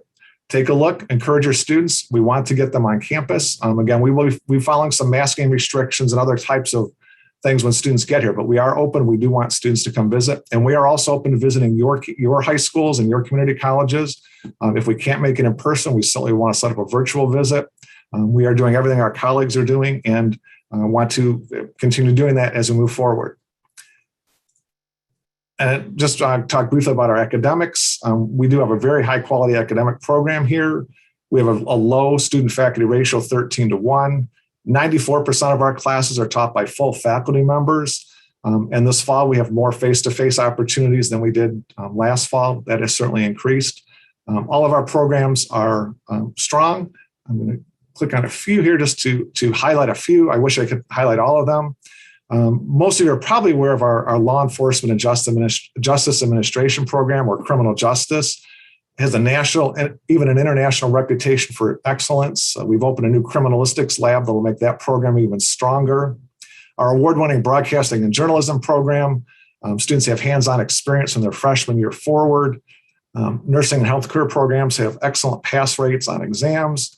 We have our AACSB accredited business programs. Those are a few of our programs. And I've got just a few more here to talk about. In the physical sciences, we have one of the few forensic chemistry programs in the nation. Our meteorology program is one of the few in the Midwest. And then we have our new Center for the Performing Arts, which will be opening, which will provide even better space for our dance, music, and theater students to learn and perform in and provide and learn their craft. Again, thank you for your time and attention. I know it's been a long morning. We appreciate you sticking in with us. We're looking forward to another excellent year here at Western. I'm going to throw out my contact information there. It's also available online, certainly. If you have any questions or any concerns, please feel free to contact me. We'd love to connect with you moving forward. And at this point, I'm going to turn it back over to my colleague, Todd.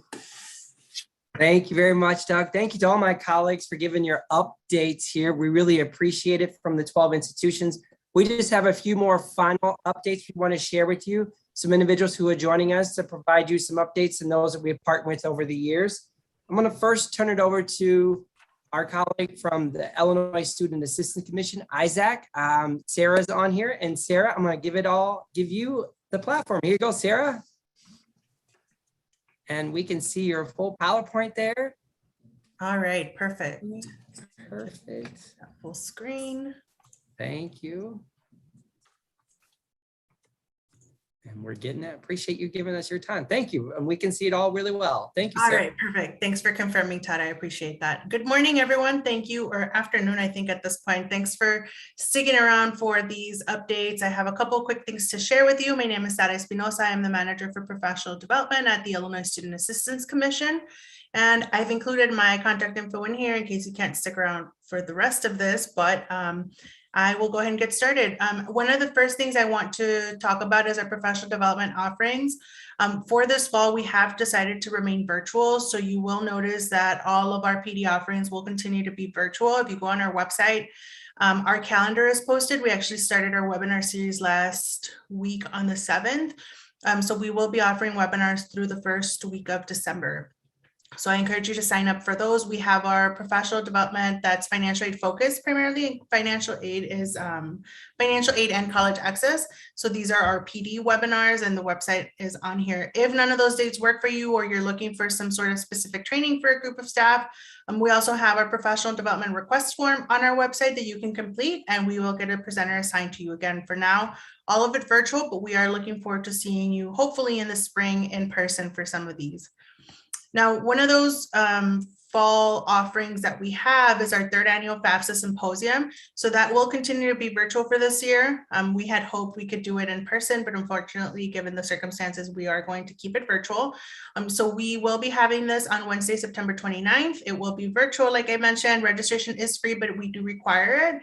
So if you head over to our website, the link is located at the bottom of this slide. You can register for this as well. So if you are not familiar with the ISAC FAFSA Symposium, this is a one-day conference that we started 2 years ago to have a space for college access practitioners to talk about best practices for completing financial aid applications, particularly now that we have two, not just the FAFSA, but we also have the alternative application for Illinois financial aid.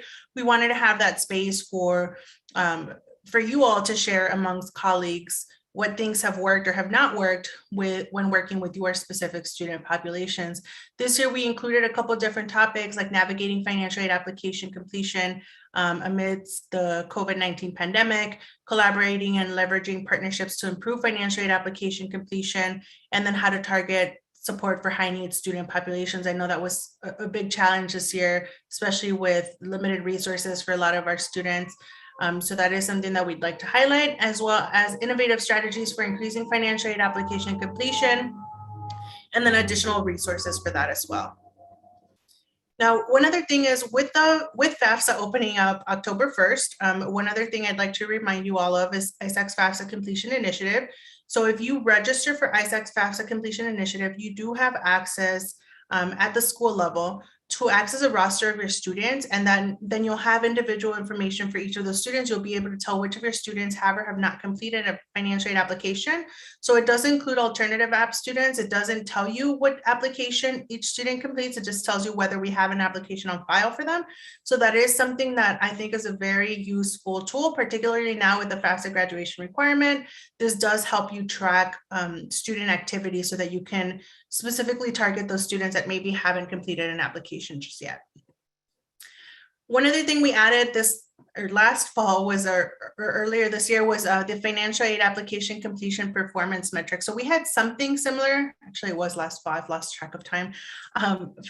We've had a version of this on our website for some time now, but now we switched it over to the financial aid application completion performance metrics, which I know is a mouthful. But this shows you the FAFSA completion rate, and FAFSA is meant to encompass both FAFSAs and alternative apps, but it does have these percentages for schools across the state of Illinois. And you'll notice that one thing we did is we added a little medal next to each school. And so if you hover over that medal, it'll tell you what each of those means, but I also have it included on here. So I wanted to also just point out the number of schools that we had fall within each of these categories. And I'll explain a little bit more about those, but we wanted to make sure that we could acknowledge high schools reaching certain milestones with financial aid application completion. So this year we actually had 26 schools which reached the platinum level, which means that they had above 95% FAFSA completion. 76 schools were at the gold level, which meant that they had 85% or higher FAFSA completion. 127 schools fell within the silver category, which was 75% or higher, and then 202 were at the bronze level. So one thing that we are doing for this fall is we will be recognizing these schools. So if you did fall within one of those medal categories, be on the lookout for an award from ISAC, a recognition to, we wanted again to, I mean, it's a little redundant, but to recognize the efforts taking place at each of your schools and with your students, particularly in what has been such a hard year for many of us and for many of our students primarily. So we did want to make sure that didn't go unnoticed. And so we will also be talking a little bit more about this at the FAFSA Symposium. So if you are planning on joining us there, just know that we will be talking a little bit more about it there as well.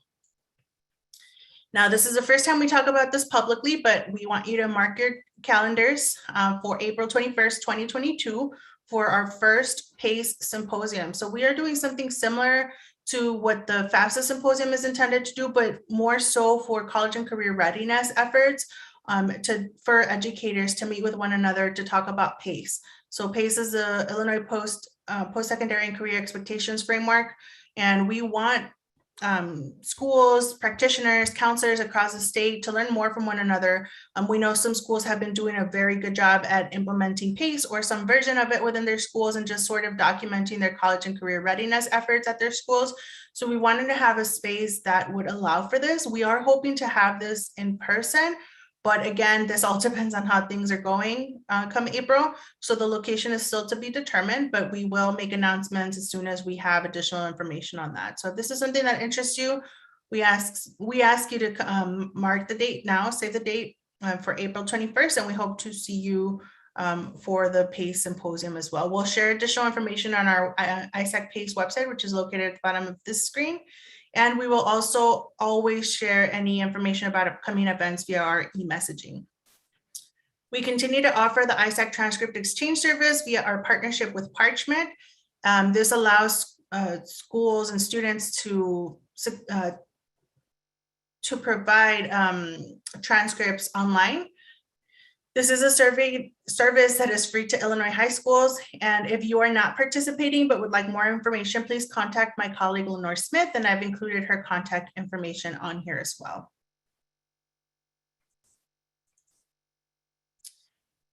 Now, one thing that many of you are hopefully already familiar with, given that we've done this for a couple of years now, is the College Changes Everything campaign. But if you are not familiar, the College Changes Everything campaign is a campaign that takes place every fall, and the mission of it is to encourage completion of college and financial aid applications. Schools can participate and organizations as well to be a designated college or CCE campaign host site by submitting an outreach request form and then also committing to conduct both a college application workshop as well as a financial aid application completion workshop. So we've updated as of last year, we updated our outreach request form to include a checkbox on there if you wanted to participate in the CCE campaign. So you'll see that at the bottom of the screen on here with the red check mark. But then one other thing we added for this year is that you can select your event preference for in-person or virtual events. Please note that in-person events will be conducted in accordance with our state and local health guidelines. So just keep that in mind, but you do have the option of requesting it be in person or virtual. For CCE events, we typically offer, a number of different resources, and I'll backtrack real quick. So aside from committing to hosting 2 of these workshops, we also offer additional support. Sometimes we also are able to offer things like our CCE t-shirts for the staff at the school, or little things for students like pencils, keychains, just some other things to encourage them to show up to the workshops. But one of the other things that we offer is our ISAC core member support. So we have ISAC core members that are assigned to these events on a first come, first serve basis as we receive those requests. And if you are not familiar with our ISAC core, it is a group of recent college graduates that gets hired by ISAC every year to serve as near peer mentors. And that's actually how I got my start at ISAC. This last summer, I reach my 10-year mark with ISAC, but I actually started with ISAC back in 2011 as an ISAC core member on the south side of Chicago. So the ISAC core members meet with students for one-on-one assistance, with parents as well. They support students through college and career exploration, completing financial aid applications, also providing presentations and workshops on financial aid topics like the financial aid process or an application completion workshop, as well as college application workshops. So our core members go through a very intense training. Now that it's been virtual, I know it's been a lot, but they go through a lot of training to be able to support students throughout the state. And so if you're not familiar with your core member, or you want to know who your core member is, you can go on our website at isac.org/ISAC core, and you enter your zip code, and then it'll populate the core members nearest to you. These are 2 of the 3 that are in the Parkland College District. So this is just an example, but you can just enter your zip code and it'll show you the nearest person to you, along with their contact info. And as I get ready to wrap up, one thing that I always want to remind you all of is our e-messaging service. This is how we send out important notifications about upcoming events, trainings, conferences, anything that we are hosting, as well as anything related to our programs. So information about our MAP suspense, about our MAP program itself, about any of our other ISAC programs like the Minority Teachers of Illinois Scholarship, Illinois Veterans Grant, anything that comes up with any of our programs is shared with via e-messaging, as well as anything that we've been doing with, like I said, professional development opportunities, PACE Symposium, FAFSA Symposium, anything we are able to share externally, we typically send out a message to notify partners about. And you can always modify those settings. So if you want to register for more than one of these, you can register as a counselor, as an FAA. Students and parents can also sign up. So there are different options that you have for registering for messaging, but that is one of the things that I would suggest, just so that you're always in the loop with anything that we are putting out there. And then one other thing, as a reminder, you can order ISAC publications. These are printed materials that we print at no cost and will ship at no cost to you. It takes approximately 10 days for delivery, but you can go on our website and request those as well. You can also either view these as a PDF, or you could take that PDF and print them. If you don't have enough time to wait the 10 days for us to ship them to you, you're absolutely welcome to print those out as well. You'll see that there are PDF versions of these on there as well. So if you do want to either order them or print them, those resources are available on our website. I thank you all for joining me and for having me this morning, and I will hand things back over to Todd. Thank you. Thank you very much, Sarah, for the ISAC update. We're going to get a brief update from Vince at ISCA. Vince, I'll turn it over to you. Well, thanks for the opportunity to share with all of you the amazing work happening with the Illinois School Counselor Association. I'm Vince Walsh-Rock, using pronouns he, him, and I serve as the Executive Director for the Illinois School Counselor Association. I think we can all agree that there were many unique and challenging issues faced last year, and the potential of several unpredictable circumstances in this school year too that we've heard about today. The work ahead can seem daunting without an identifiable place to start. However, school counselors are uniquely trained to meet these challenges as they work from a data-driven intervention framework supported by compassion and care for each other. ISCA is here to support you as you meet this challenge. Last year, ISCA joined IACAC in state testimony, a letter writing campaign, and in the dissemination of professional development opportunities. This relationship occurred due to the commitment of a few counselors coming together for the benefit of both organizations. We also paired on supporting several pieces of legislation. This only happens when professional association membership is valued by all. If you are a current ISCA member, we value your membership and commitment to grow the voice of school counselors in Illinois, to advocate for all students. If your ISCA membership has lapsed or you've never been a member, I highly encourage you to join by going to ilschoolcounselor.org today. Last February, ISCA disaffiliated from the Illinois Counseling Association, so you no longer need to join both organizations. ISCA's annual membership is now only $50 and provides access to a network of supportive professionals and professional development, often free to ISCA members. If you would like to get involved in the work of ISCA, let us know by completing the volunteer form found on the ISCA website. This is a great way to learn from other school counselors and to increase your involvement with one of the best school counseling associations in the country. The work we do together is far greater than what we can do individually. ISCA is thrilled to offer its annual conference in person on November 1st and 2nd in Tinley Park. Day one begins with national speaker and author Michelle Trujillo sharing her belief that school counselors are igniters for hope. She plans to share how school counselors are uniquely positioned to implement social and emotional learning skills and place adult SEL and self-care as a primary component to the school counselor's toolbox. Day two offers powerful and informative breakout sessions, starting the day with an inspiring and challenging message from keynote speaker Principal Baruti Kafeli. We want to see you at the conference and know it will be a life-changing experience for all in attendance. Visit the ISSA website at ilschoolcounselor.org today to register and to learn about more professional development opportunities. ISCA is here to partner with you to meet these challenges. In the past year, through monthly webinars and the launching of a race and equity credential, ISCA has offered a high-quality professional development stream and positioned the organization to expand the voice of advocacy for Illinois school counselors. As a result, ISCA membership continues to set records for the organization and looks to bring more school counselors into a supportive network of caring professionals. As you look forward to this school year, please contact ISCA at any time for assistance, support, or if you just have a question you need addressed. ISCA is grounded in service to its members and knows that together we can make a significant difference for all Illinois students. Thanks for your time today. Thank you very much, Vince. And I'm going to turn it over to our last update. Definitely not last but not least here, Maureen. I'm going to give it all to you for a College Board update. And we can see your screen, I believe. Yep, we can see your full presentation. So all yours, Maureen. There you go. All good. Thank you, Todd. Good afternoon, everyone. My name is Maureen LaRevere, and I appreciate the opportunity to present College Board updates to all of you this afternoon. First, I want to start by acknowledging that I know that this past year was very difficult for you and that this year still presents many challenges and unknowns. So I want to begin with thanking all of you for your continued service to students. So today, I will share updates from the College Board, specifically focusing on the SAT, AP, and Big Future.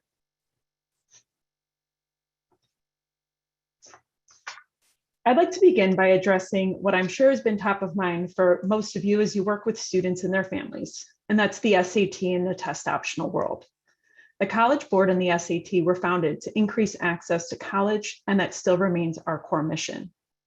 During the pandemic, colleges have introduced more flexibility and choice into the admissions process. And as we emerge from the pandemic, the SAT will remain one of the most accessible and affordable ways for students to distinguish themselves. Preserving a student's choice to submit scores is important. And so with that said, let's transition to the SAT in current college admissions. Combining a test score and grades is the best predictor of college success. Test scores are one piece of a holistic admissions process and should never be used as the sole factor in whether a student gets into college. Beyond admission, we know that colleges use test scores in many ways: to inform course placement, provide on-campus advising and support, to award scholarships for admitted students, but to also to recruit, admit, and retain diverse students. In January, the College Board announced that we will no longer be offering SAT subject tests or SAT with essay on weekend administrations. The expanded reach of AP and its widespread availability means that subject tests are no longer necessary for students to show what they know. The SAT with essay is no longer offered during weekend administrations and optional SAT school day administrations in the fall. However, I do want to highlight that the SAT with essay will continue to be offered through the ISB-provided SAT school day administration for public school students in the spring. We'll now transition over to AP, and I'd like to primarily focus on AP Classroom. AP Classroom is a system that is beyond the AP registration and ordering system. As we know, the AP Classroom offers resources to support teachers, but also offers resources for students to support them through their continued learning in the AP course throughout the school year. These free and flexible resources are available to all AP teachers. However, for students, I do want to specifically highlight the AP Daily Video popular series of short videos that are accessible to all students when they are enrolled in their AP classroom. The AP Daily Videos support student learning of all the required content and skills for each AP course. These videos are always visible and available to all students, even those that are enrolled in an exam-only section. There's more information available on AP Central. I'll now transition over to Big Future and sharing more information about College Board Opportunity Scholarships. We know that helping students think about and plan for their future is an important part of your counselor role. Our Big Future tools and resources help students and families navigate the path to college with accessible and clear information. So I'll start with highlighting aspects of the Big Future resources that are available to students within their College Board account. Students can engage with Big Future by exploring career interests and researching a college match.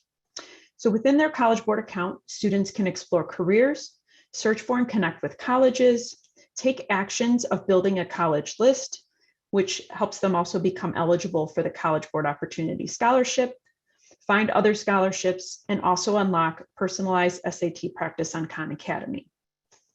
Next, I'll transition over to sharing a brief update about College Board Opportunity Scholarships. The College Board Opportunity Scholarship Program guides students through steps throughout their junior and senior year that helps them with guidance on applying for and paying for college. There are 3 steps that encompass junior year and 3 steps that encompass senior year. By completing any of these steps, students do earn a chance to win a $500 scholarship. And by completing all 6 steps, students will earn a chance to win a $40,000 scholarship for their college education. All class of 2022 students can now join the program by visiting cb.org/opportunity. There are no citizenship, essay, GPA, or test score requirements to participate. The 3 orange stars on the slide indicate actions that students can take today to become eligible for the $500 scholarships. Scholarship Search. This tool matches students to personalized lists of scholarships based on information provided by the student. And as students provide more information about themselves, they'll see a list of scholarships for which they are eligible to apply for. From the list, students can select Go Apply and be taken directly to the scholarships application. And access to this tool is also available through a student's College Board account. Lastly, I just would like to highlight the Illinois Counselor Workshop that will be offered by College Board on Monday, September 20th at 9 a.m. Information about registration is available on the slide. Thank you. I'll turn it back over to Todd. I got it. Thank you very much, Maureen, for the update. And wow, thank you all for joining us today. I have just final reminders, information that I know that you all, I think, are wanting to get an update on. So I'm going to share that. And I can't go on without saying thank you to IACAC for hosting our event, helping us to do this today, hosting our materials. I just want to appreciate and say thanks, a huge thanks to IACC, their leadership, and Aaron Hoover for all that they have done here. Also, SIUE, the Zoom team behind the scenes here, Lori Anderson, she has been just an awesome person to help with this, and I appreciate her time. So, final thoughts. This is being recorded. As soon as I click end, I will get information to IACC and will be posted on the website. Give us to the end of this week and you'll see the recording of this presentation. Also, for all the handouts, these will be out on the state IACC website. You can see the address there. That includes the 12 Reasons booklet, the at-a-glance charts, and each institution's and counselor's handout, including from those organizations that we have heard from. And then for those seeking the PD credits, again, you just need to email, whether you've been watching on YouTube, whether you're watching as a group, it doesn't matter. We just simply need an individual email from each one that wants the PD credits, and Lori will then get you information. You send it to landers@siue.edu. If you forget that, look up Lori Anderson or my name on the website, SIU website, send us an email. We'll get it to you. If you can do that before this Friday, that would be great. We can get the information to us. Give us at least a week here to get it to you. We'll probably get it to you sooner. We just wanted to make sure there. So that wraps up our 2021 state articulation program. I want to thank my colleagues that are with us here. I want to thank you all who stayed on through this. I appreciate this. I really wish you the best of luck during this school year and upcoming semesters and semester to come. We hope to see you. I'm saying this, we hope to see you next year. We don't know our plan for next year yet. We'll wait to determine that in March and then we'll announce it. But thank you all very much for your time. I really appreciate it on behalf of all my colleagues. So have a great day. Thank you all. Yay. Have a great day. Thanks, Todd. Thank you all. Thanks, colleagues. Thank you. Great semester. Have a great one, Todd. Nice meeting you. Yes, take care, everyone. Bye.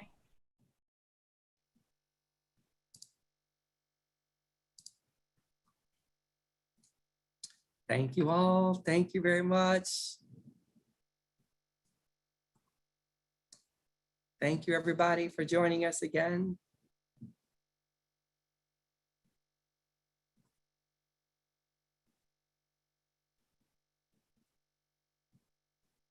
Have a great semester.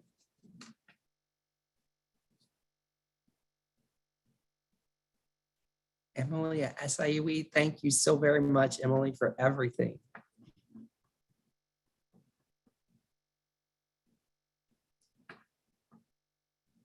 Everybody have a great one. We're going to wrap it up. I'm going to end the meeting.